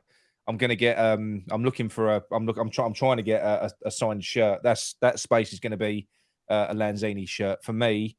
He's a legend of mine. I absolutely love him. He's always been one of my favourite players. Don't forget the poll. I think if he'd have not got that injury, he would have just gone on to wonderful, wonderful things. I think he would have benefited so much more if he'd have had better players around him. You saw him when he was with Payet at that time, you know. Yeah. Like John says, you know, iron sharpens iron. He's on the same wavelength. A truly potentially world-class talent. But I think the injury slowed him down. Never scored a bad goal. The fucking goals that he scored. Oh, I know. The goals that he scored. Yeah. My God. Yeah. No. For me, look, it is personal. For me, he's a legend of mine. Right. Do the poll. Let's see what the people think. Go on, John. What do you reckon? I'd if you say that Payet could have been a legend, but because his career sort of curtailed a little bit. I know it's completely different, but because of Lanzini's injury, I don't think I can hold him as a legend as much as I'd love him to have become one. But obviously, we know the injury sort of was a massive setback for him. So for me, I can't call him a legend. I would definitely call him a cult hero. Yeah, he's just one of my favourite players. Yeah, I love him. I love him as well. He's one of my favourite ever players, but he's got to be a cult hero for me because of the injury. It's not his fault, I know, but Yeah, I agree with John on this one. Cult hero, definitely. You know, we had a song about him. Everybody loved him. He loved us as well. He loved being at the club. He always looked happy, didn't he? Always looked happy, Lanzini. Yeah, he played football with a smile on his face. But that injury stopped him being the world-class player because he could have been a world-class player. He was Messi's favourite teammate. They had a almost psychic link playing for Argentina, right? We missed out so much. And you think about that, and Dean Ashton and other things that have happened over the years. I mean, what I will say is, I think if he hadn't got that injury, he wouldn't have been around for very long. I think he would have been probably he would have been as Alex said here. Don't forget the Scousers. We're looking as Lanzini's replacement for Coutinho. And he would have been a fantastic. He was fucking mustard. When he had a bit more pace about him, he was absolutely mustard. He was unreal. Still a great player. I mean, still one of the most technically gifted players in our squad. It was an absolute fucking crime that he didn't get more minutes than what he got last year when you had fucking the tree running about on the pitch. By the way, I think there's another thing about cult heroes is they never really leave, right? No, I'll never forget this. It's players. That's what you say now. You never forget them. Go to Prague. Go to Prague, like I did. Don't know if I've mentioned it, right? And in the stadium, you've got people like Marlon Harewood, cult hero. You've got Ginge, cult hero. You've got loads of players like that. Ian Bishop, for instance, definitely a cult hero. I mean, look at this. Look, this is quite a good one. So you got 90 votes. 10% of people have gone hero. 20% have got 20% have gone legend. And 65% have gone cult hero. A couple have gone icon. Yeah, so it is quite split. So there's a lot of people with, and that's right as well. It's nice to see it spread like that. I like it. I like it because it shows that people have got the personal reasons, like you have, right? Yeah, personal reasons for. It was wonderful. That fucking Spurs goal, the last kick. I mean, that was the highlight of lockdown. I mean, you can look at, like that Arsenal channel the other week, we're going, West Ham was shit, and all that sort of stuff. Yeah. You can look at football as you can look at football in a binary fashion and say, this player is brilliant, this player is crap, but that's taking out the emotion. It's kind of when you say stuff like that, it's like you've got no emotion, you've got no love and attachment for your football, right? And that's what I think makes, especially West Ham, we are quite deep as a fan base, I think. I think we ask for much, though, do we? No, we don't ask for much from players. We just. I think we're hopeless romantics. We are. I think we are. We fall in love with our players. Yeah, that's probably right. Yeah. And I think that's why. But that's go on, John. I've always said that, like, personally speaking, most of my favourite players in my time watching West Ham have probably been some of the least technical ones as well, because. You know, like as they say, hard work beats talent when talent doesn't work. You can have all the skill in the world, but if you don't, when you put that shirt on and walk across that white line, put the effort in, you mean nothing to me. So people like Di Canio, he had all this technical ability in the world, but he put a shift in as well. He ran himself into the ground. Yeah. And that's generally all we ask for as West Ham fans. We don't ask for a lot. Just put the bloody effort in at least. Well, if you look up cult hero in the dictionary, there's a picture of Craig Dawson next to it. Yes, no, he's definitely a cult hero. Ginge, like I said to you, I think Christian Daly. I think the hero, legend, and cult hero, they're all categories special category of players that are loved by the fans. Yeah, Yeah, they are. Yeah. You know? I agree.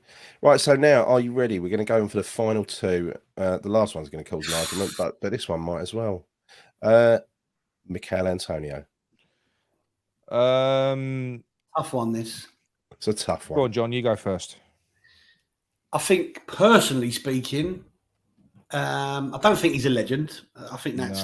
No. I think he could. I think he could have. He could have been. He could have been. He's soured it a little bit just recently. Maybe, but even if he hadn't come out and been saying what he's saying recently and all that, I don't think I could put him as a legend in the same category as Di Canio for me.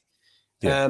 I respect everything he's done. I respect the fact that he's ran himself through brick walls time and time again and been the only striker at the club through no fault of his own. He's taken a lot of stick. But unfortunately, in the last sort of year or so, he sort of ruined a little bit of it for himself. He wouldn't have been a legend even before that. He wouldn't have been a hero. So for me, it'd be a cult hero. But I know he's going to get a lot of stick from people in the chat because of, stuff he's been saying in the past. And look, he's our top Premier League goal scorer of all time. I know you don't need many goals to achieve that accolade as a West Ham striker, but it's fact, Listen. He's been a wonderful player for us. He's been so important since he's been here. He's been a very good player, hard-working player. His story coming through football, his proper Roy de Rover stuff. He's come from nowhere. I personally won't be knocking him down to icon because I don't think he is I'm not going to call him a CUNT because he ain't. He ain't. He needs to move on. I think he knows that his time. The way that he plays, I think he probably knows that he needs to move on to prolong his playing time. I think he actually needs the money as well, right? So he does need the money. Yeah, he needs the money. I know it's funny as it sounds for a Premier League footballer, but I think he does. I'm just gonna say cult hero. I think he is a player that once he's gone, I do think, unlike with the other stuff, I think he'll be forgiven for the last. I agree because we know the situation, and I think we'll only remember him fondly, Antonio, when he's gone. I agree, and he has a song, Antonio. He has a song. I think he's only turned a little bit. He's had his head turned, I think, in the last couple of years. I didn't like what he did. Signing up to play international football for Jamaica and fly around the world, but then again his time was running out, and he had a chance to play international football, so I can't hold that against him, right? I can't hold it against him. But if I was being, totally biased towards West Ham, I'd say, well, that's a bit of a waste of time, and you're going to come back knackered. That was at a time when he was suffering injuries as well, right? So again, it's something that just irritated me. But the thing that's really Gary, you know, he apparently negotiated his pay raise at West Ham before he accepted the Jamaica thing. No, did he? Oh God, yeah, even worse. Yeah, but the thing that's happened recently, and don't forget what I said about never being demeaning about West Ham and never talking down about West Ham or being condescending in any way. Because if you do that, if you cross that line, I don't think he does though. No, he doesn't. He doesn't. But I'm saying there have been times on that podcast. He talks too much. He talks too much. There have been times on that podcast where he's been on the verge of it, right? And I hope he never crosses that line, because for me, he's a cult hero. I want him to stay a cult hero. He's a top Premier League goal scorer ever. That is where he belongs.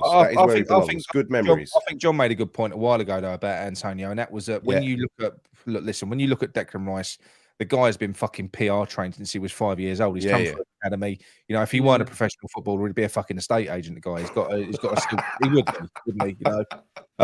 He literally would be. Whereas Antonio, no, but what I mean is, he's not. He's raw. He ain't come through that way. So he is a bit different. Maybe he's a bit more sloppy with what he says. I don't think he really cares what he says, to be honest. And what he said before the final, like I said before, I like a bit of Moyes bashing. I'm sure you're all aware of that.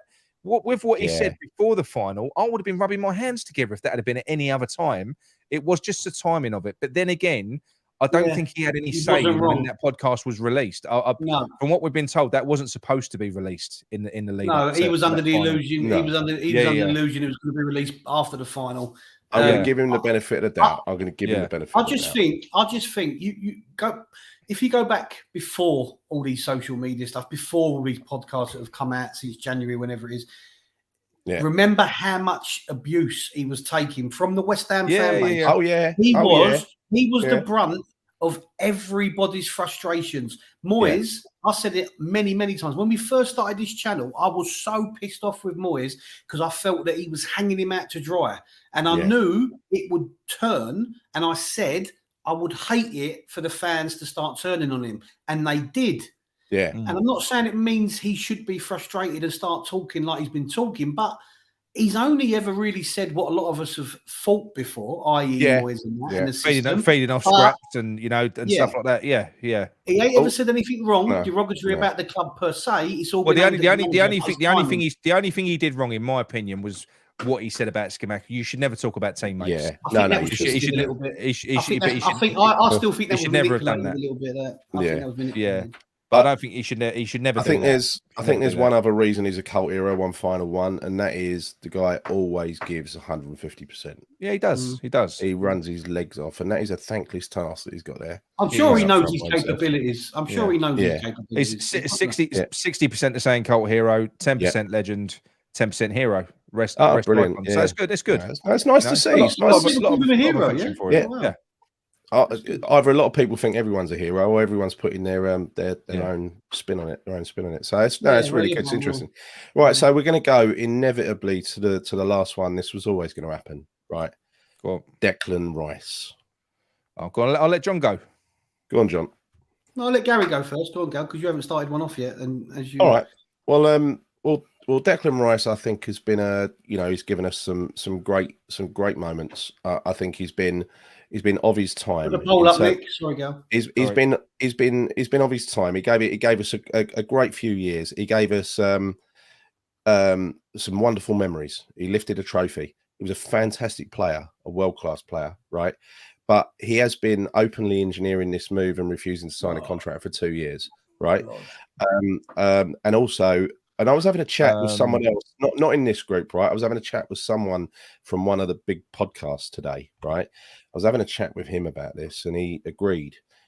I said, if I was being really cynical, I would say that everything that happened, from the day he signed for Arsenal. It's 400 watching this. I would let everyone vote in this. Everyone vote in this. Just so that I'll win. Let me win. Right. I've completely lost my thread now. Sorry, Gary. Thanks for talking over me. Sorry, go on. If I was really cynical, right, you might say that everything that happened on that day was carefully orchestrated for some time and delivered by a PR company. 100%. Because honestly, they are so trained, these players now, especially players of his profile, to say the right thing at the right time. I was watching another podcast, and where he's actually had some personal interaction with Dec, and he said he wanted to win the cup for him and the fans and everything else. Well, that's kind of the stuff that you say, isn't it? You train to say, but maybe he meant it. Maybe he is absolutely 100% genuine, and maybe I'm playing him down. I reckon so. But you can only do this on your own judgment, and my own judgment says he's an icon. And I'm going to add a caveat, right? He only stays an icon if he doesn't do what I said previously, demeaning, condescending behavior.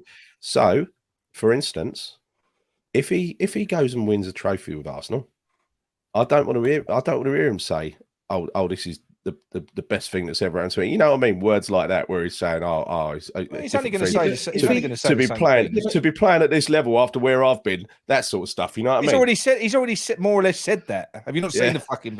No, I'm not watching that shit. I'm not watching that shit. Billy Bob, if you don't vote Billy Bob, you got to leave. I know he told Arsenal fans. That he's there to win the Champions League and the league. And again, that's the sort of thing you say, right? He's PR trained. He ain't gonna say anything else, is he? No. Exactly. But a little bit of sick came in my mouth on Saturday morning. I must admit, when I saw those. Do you know something? I read the first paragraph, binned it off, didn't even read the rest of it. Yeah. That's because you was. I read it, and immediately my emotions. I thought, I'm not wasting my time on that shit. I thought, aren't they? You had a 25% win percentage. I read that and thought, ain't that lovely? And then about 10 minutes later, cynical side came out. So it didn't last. Because Nick started getting in your ear roll. That's what happened. No, I read it and thought about it for a while. So who's going to go next? So for me, icon. Go on, John. For me, legend, because we had the emotional attachment that you demanded, Nick, from legends like Di Canio, etc. We had the lifting of the trophy. We had the never say die attitude.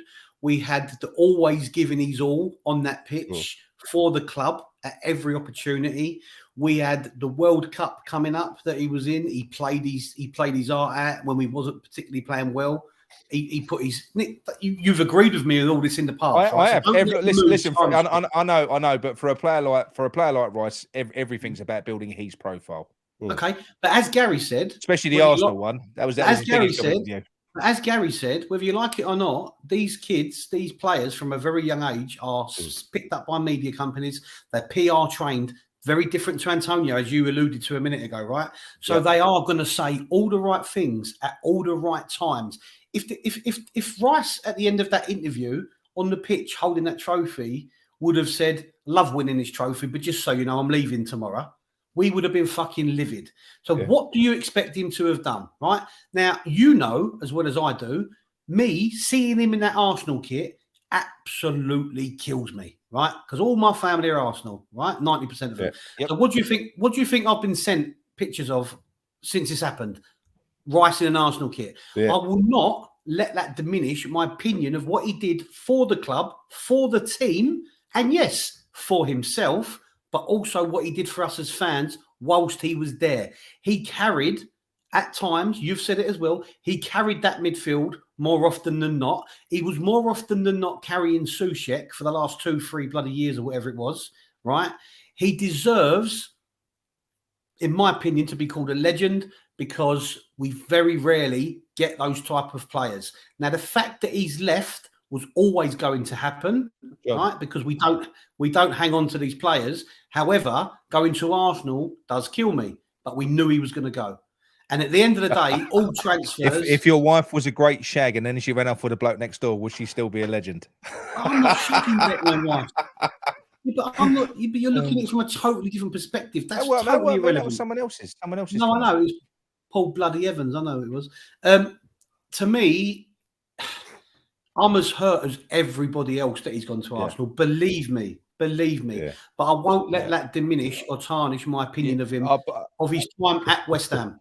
Yeah, I get it. But for me, everything you said about the player, what he did at his time at West Ham is true. But for me, the guy's plastic. I think he's plastic as far as I'm concerned. I think his words are plastic. I think when we was fucking in a relegation battle, he's sucking Arteta off, trying to get a fucking deal, trying to get his move to Arsenal. And as far as I'm concerned, that removes all of that for me. When you look at it, and then you look at his I'm sorry, no, everything you said's right. Great player, but he's a self-important, self-righteous fucker. He gave us some good memories. He did, and I am salty about it. I am, but I'm telling you, I'm sick of mercenaries. They don't give a fuck about us. He don't give a fuck about Arsenal. Players like that don't care about anyone apart from themselves. They just want to go and get their medals. They want to go and get their medals. So no, for me, I'm afraid it's case closed for Declan Rice. I wouldn't say I'll hate him. I don't care about him enough to hate him, but he's an icon for me. He did do everything that John said, 100%. He was a very important player, very talented player. But you're judged on what you do, and I think he's pretty much Scott Parker does. Scott Parker got Hammer of the Year 3 years in a row, didn't he? Same sort of thing. Went to Tottenham. So no, as far as I'm concerned, icon. Yeah, I want what. Sorry, John. I want what you said, John, to be true. I want it to be true. What? But about the love he showed for the club and everything else. I want it to be true. I want all that stuff and the connection he had with the fans to be real. I really do. And I can't say it isn't real, but I am quite cynical. And so that's hang on. Red smoke. 1 second. Red smoke. Talk to me about Ashley Cole, mate. Talk to me about Ashley Cole. How do you feel about Ashley Cole leaving you to go to Chelsea to win trophies? How do you feel about Ashley Cole, mate? I'll leave that there. Yeah. Listen, and also, right, he ain't a West Ham player anymore. We're not interested. Just saying, we're trying to put him in a category. So, yeah, like I was saying, I want what you said, John, to be true. But being cynical, I kind of leaning towards Nick on this. And that's why I've got an icon as well. So that's 2 icons and 1 legend. What's the polling say? But can I just? Go on, John. But can I just ask you a question though, right? Yeah. The thing that's really bothered me, the fact that it's Arsenal is what's tipped people over the edge, right? Yeah. So what I mean is, if he would have done the very same thing, been engineering this move with Pep Guardiola at City and gone to City, people wouldn't have had this anger towards him. No, it's because it's right. So it's because it's a London club. And it's because it's Arsenal, which I get because I don't think it's just that. I don't think it's just that, right? No, it isn't. No. Can I tell you for me what it is? It's all through last season. You had the people in the media, and I'm talking about people on TalkSport and people like Alan Smith and Paul Merson, pretty much setting the buy price for Arsenal for Declan Rice, right? Well, that's not his fault. No, but what I'm saying is the little, flying monkeys have been out there.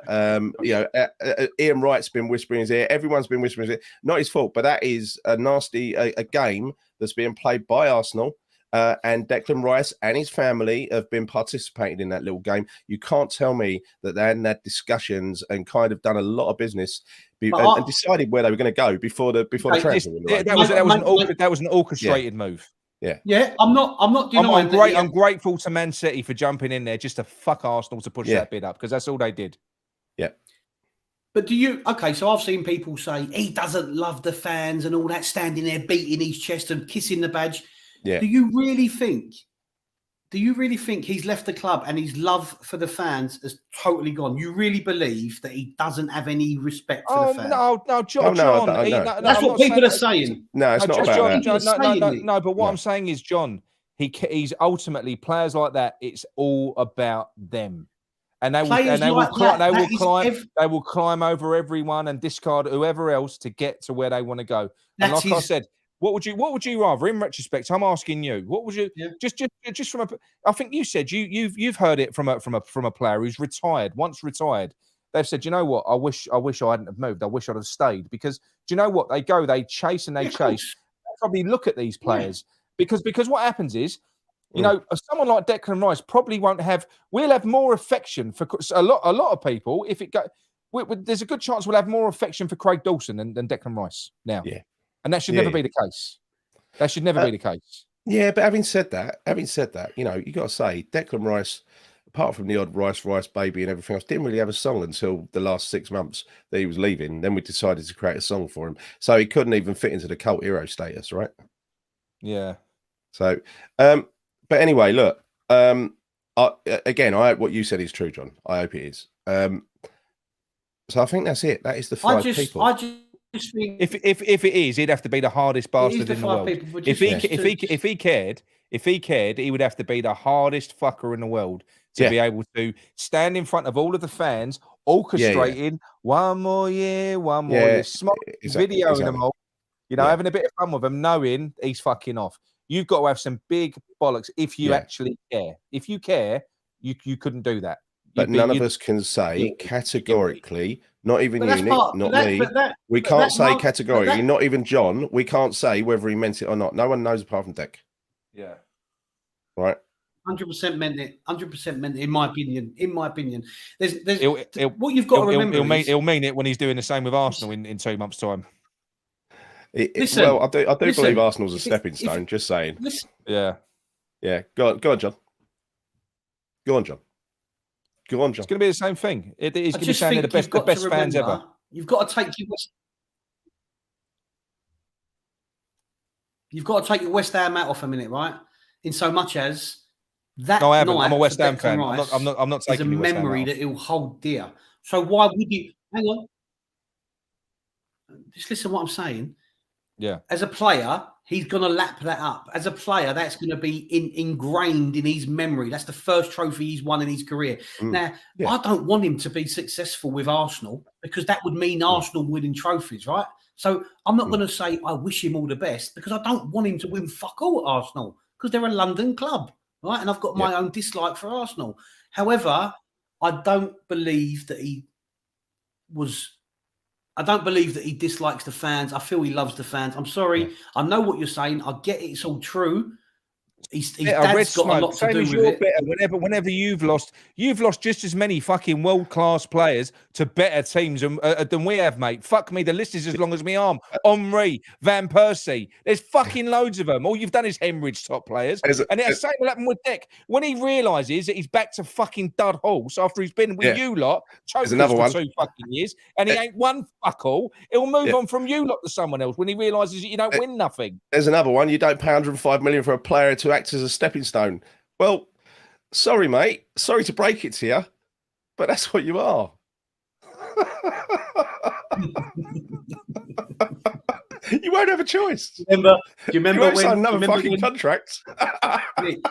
Nick, do you remember when Van Persie went to Man United and won the league in the first season, and the Arsenal players had to give him a guard of honour? Do you remember? It was amazing. Yeah. It was amazing. I know. Oh, it's so funny. It is so funny. Yeah. But do you know what? Moving forwards, just to talk about that. You know, look, take Declan Rice out of it. With what just happened, we must stop Declan Rice. No. But Declan Rice show. What I'm saying is when we sign players now, John, do you want a player that's capable of doing that, or would you rather get someone who's? Or do you? What I'm saying is, do you want us to do what do you want us to sign a player with that type of character to come to West Ham, really, and do what Arsenal would? Well, not Arsenal. I don't even blame Arsenal. Are irrelevant in this. Rice wanted the move. What I'm saying is, basically, a self-entitled player who's willing to just discard his home. Someone like James Ward-Prowse, although a bit different with James Ward-Prowse, he has been loyal to him and they've been relegated, but he should stay with them. I think he should stay with them. Yeah, he should stay with them. You should, yeah. But you've been saying, I agree. Yeah, you've been saying all day. You've been saying all day that we need to buy players with a resale value. So therefore, you want players. You're saying we have to buy players that we're going to sell. So we're always going to be in that vicious circle. I won't feel like that. If we go and buy a player who's 19, 20 or 21 and we keep him for 3 years and sell him on, that's fine. But when you've got a player who you've picked up off the scrap heap at 14 and they've come through your academy and you've given him a platform, that's different. That is different, in my opinion. That he was part of the fabric of West Ham. That is different. You know, he could have been, he could and should have been Mr. West Ham. You know, and it's a shame, John. It is a shame. No, he don't. He looks like those type of players, like all the others do. Looks like it's too big for him. But those, does, yeah. But those type of players that you want, Nick, are few and far between in the modern world, mate. All I'm saying is, it's kind of it's soured my take. It's soured my perception of footballers now. Get some more Arsenal comments up, can you? Because I like them. Yeah. Go on. Yeah. Red Smoke, fuck off back to Fat Boy's channel. That's we can't really talk. Speak for yourself. We're Luton until we die. What do you think, John? Only shows from here. I wonder because I've only got a screen. I've only got a camera up there. I ain't got a big camera like you lot. I'm only joking. Where are the fatty. Where are the ones where they're having a go at us? I like that. Go on, find somewhere. I think they're all gone now. I think they're all gone. Are they? Oh, bloody hell! Yeah, I know. Give up. Right, go on. Anyway, they're tough with you. Yeah. Anyway, Nick, what was the result in the end of the Declan Rice poll? Right. Okay. Sorry, that's still running. 135 votes. 21% have gone hero. Yeah. 19% have gone legend. Yeah. 31% have gone cult hero. 29% have gone icon. It's split. Ooh, cult hero. So it is split. He is a cult hero. Yeah. Right. Cult hero wins. Legends. And I think that's representative of the fan base, right? We are very split on him, right? Yeah. I mean, if you look at us three, the Moyes out brigade at different stages, right? You know, John is full of love for Deck. Nick is full of cynicism and anger towards Deck, and I can't make my mind up one way or the other. To be honest, I'm just inclined to be a bit cynical. I don't know. We're very different. I'm not better than that, Luke. I'm a West Ham fan. I now know I am not better than this. No, what makes my fucking skin crawl, and I'm seeing it all over social media at the moment. And John ain't like this. He don't want Arsenal to do well. But you're seeing West Ham fans come out saying, "Oh, I hope he wins everything at Arsenal." Fuck off.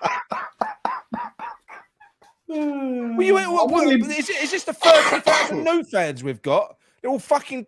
I don't know. I don't get it. Hang on a minute. No.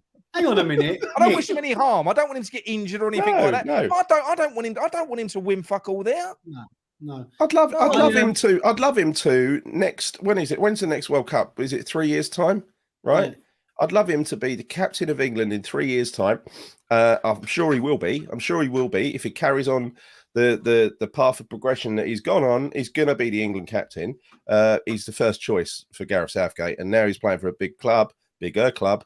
He will definitely get the armband. That's the only reason Maguire got it, right? There is something that I want to say about this, right? And this is the thing, Arsenal.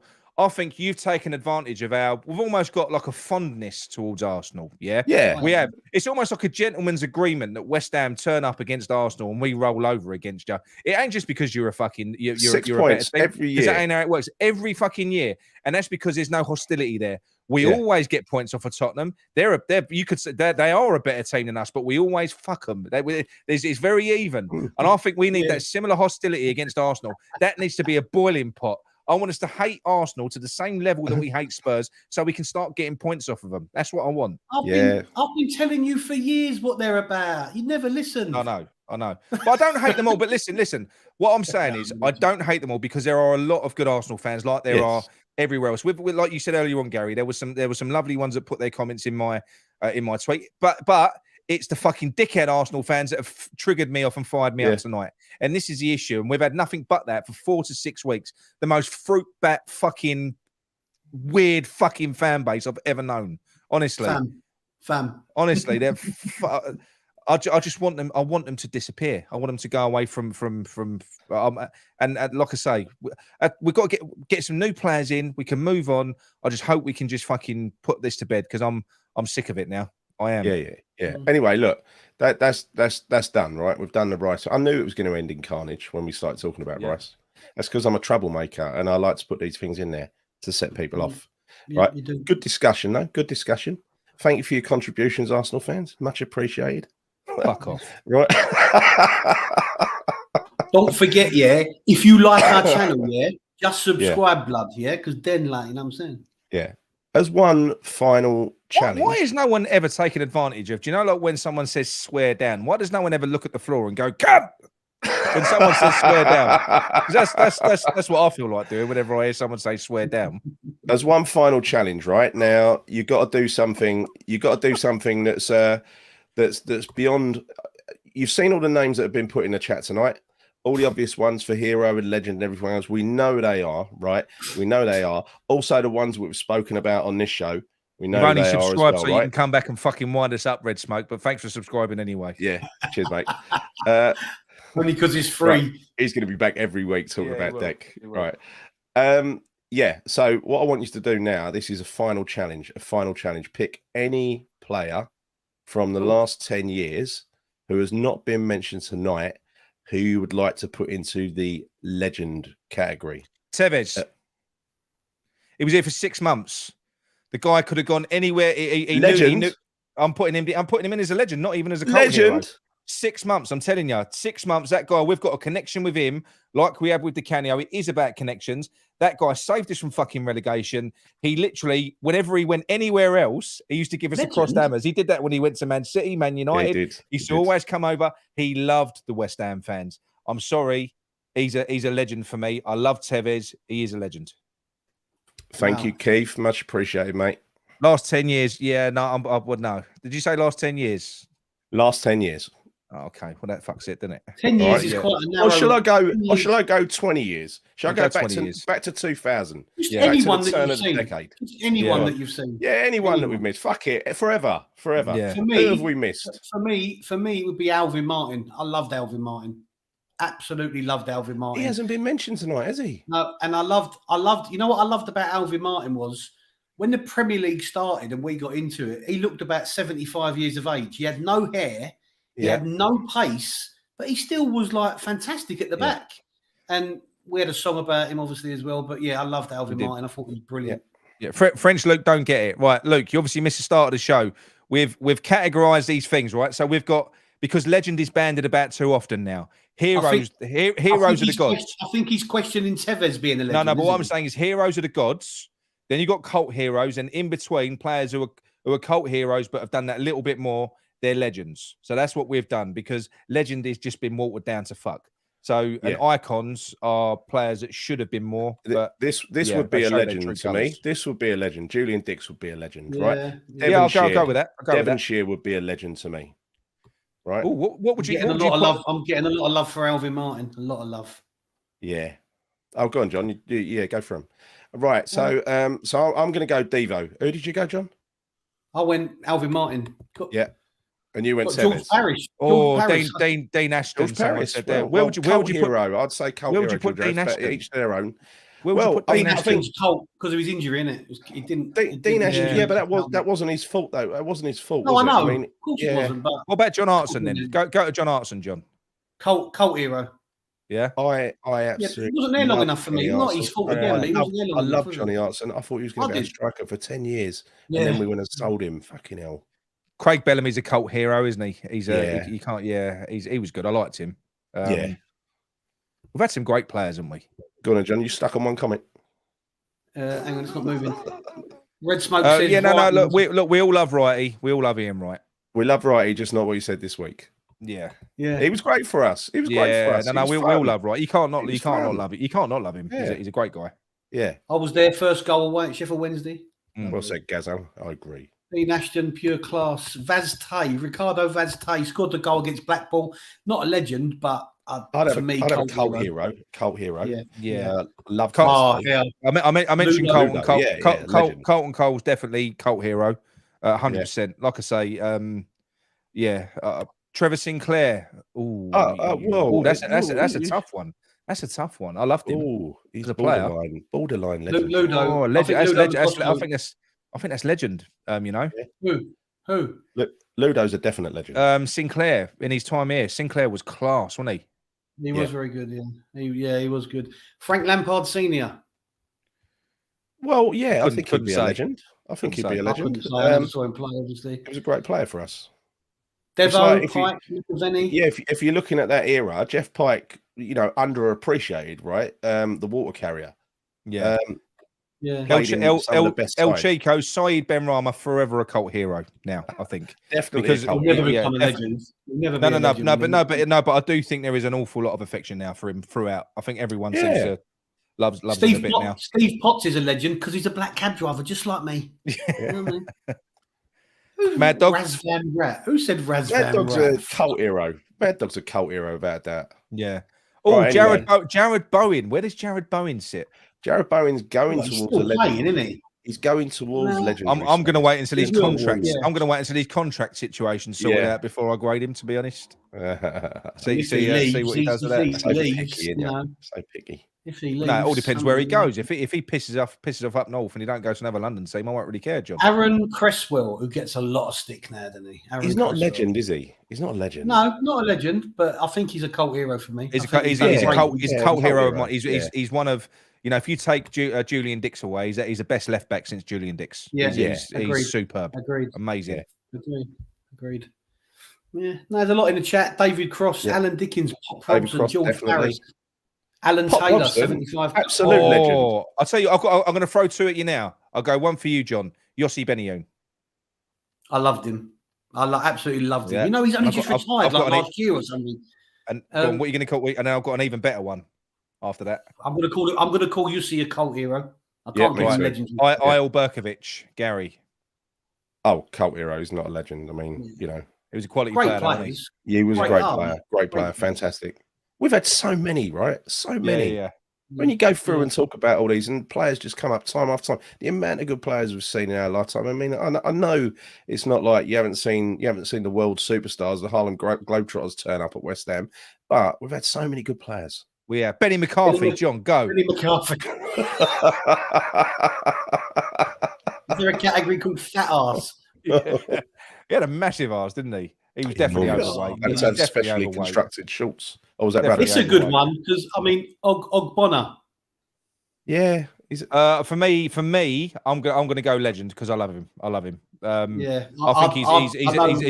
he's a bit higher than a cult hero for me. Yeah, I love Ogbonna. He's a borderline legend. I love him. I just love the way he loves West Ham. I love the way he loves West Ham. Yeah. So I think we've done this to death, but I think this is a good thing to do. Actually, I think not every week. No, not every week. It's something to do like once in a blue moon when we're looking for something to do. We can argue about it. Yeah, I think what makes it good is when you got someone controversial to talk about. Nick, do a poll. So I just flew up my fucking nose. Did it? Yeah. Might have been your personality. Come back. Yeah. Go on. What did you say, John? Do a poll. Do a poll for you. See if you're a cunt. I mean, Colt, a legend or a hero. I'm only joking, not really. Nick, I'm happy being a cunt. Go on. What was you going to say? Just to let people know, Nick only had a 25% win percentage at the weekend, so his job's on the line at the team. It's not. We played a really high level tournament a year up, and those boys done amazing. I'm proud of them.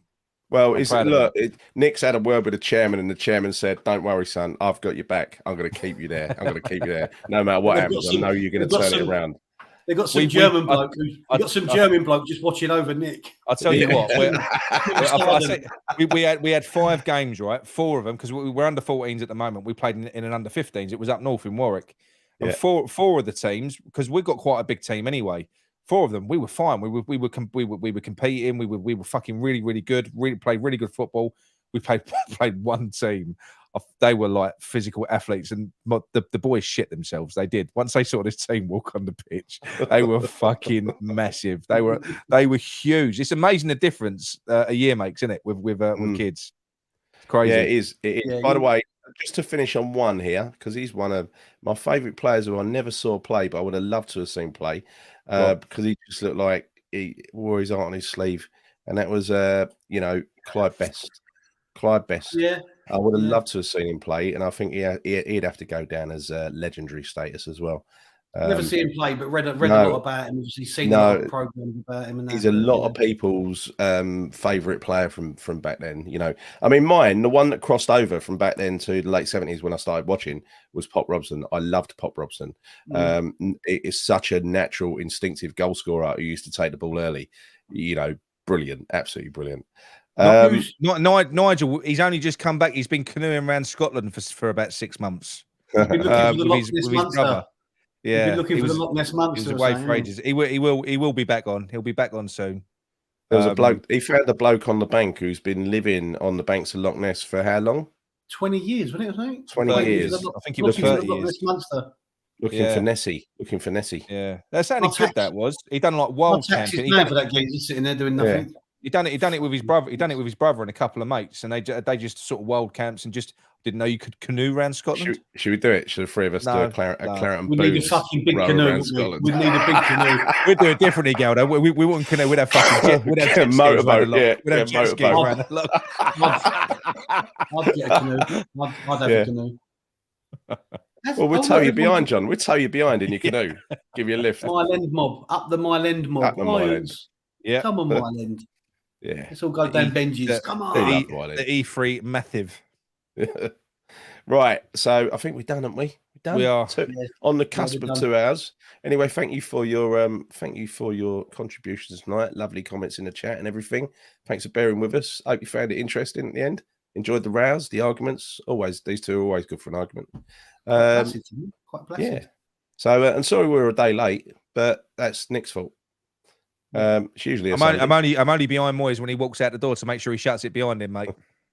Anyway, I'm off work this week. John's done Ramble already. I'm sure Nick will do one. Be back as the transfer news evolves day by day and the targets get older. We're going to report it, so you're going to bring you that news first, right? Yeah. Gary's birthday week, isn't it? Gary's birthday. It's my birthday tomorrow. Happy birthday! 60, isn't it? 60 tomorrow. How old are you? 60. 85. 85. That was it. I'm 54, you cheeky git. Tomorrow. What you give your birthday? More grey hair? No. How dare you? Do your collars match your cuffs? That's what I want to know. You're out of order, you are. Out of order. I was saying the other day, I was watching a video and we were having a conversation. I don't know where it was. I was out in Texas, I think. We were having a video about I got my first grey pube at 19. We were comparing when we got our first grey pube. I don't know who I was talking to. That's I've a just strange got an image now of conversation. you looking at your manhood, looking for grey hairs. I've got to get up at 5 to go to work. I don't think I want to sleep. But anyway, thank you all. See you next time. Come on, you irons. Come on, you irons. Oh, you know, shall I find the banner in the exit video? You're going to do it, yeah? You're going to do it. What do you want? Fancy a bit of Massive? Yeah, go on, do Massive. Are we Massive? Are we Massive? We're not quite. You are. You are. Slightly below Massive at the moment. Your head is. I'm Massive. Right. Wicked. No, not down there. Jungle is massive. Come on, play something. You're still live. Wicked. Jungle is massive. Wicked. Yo.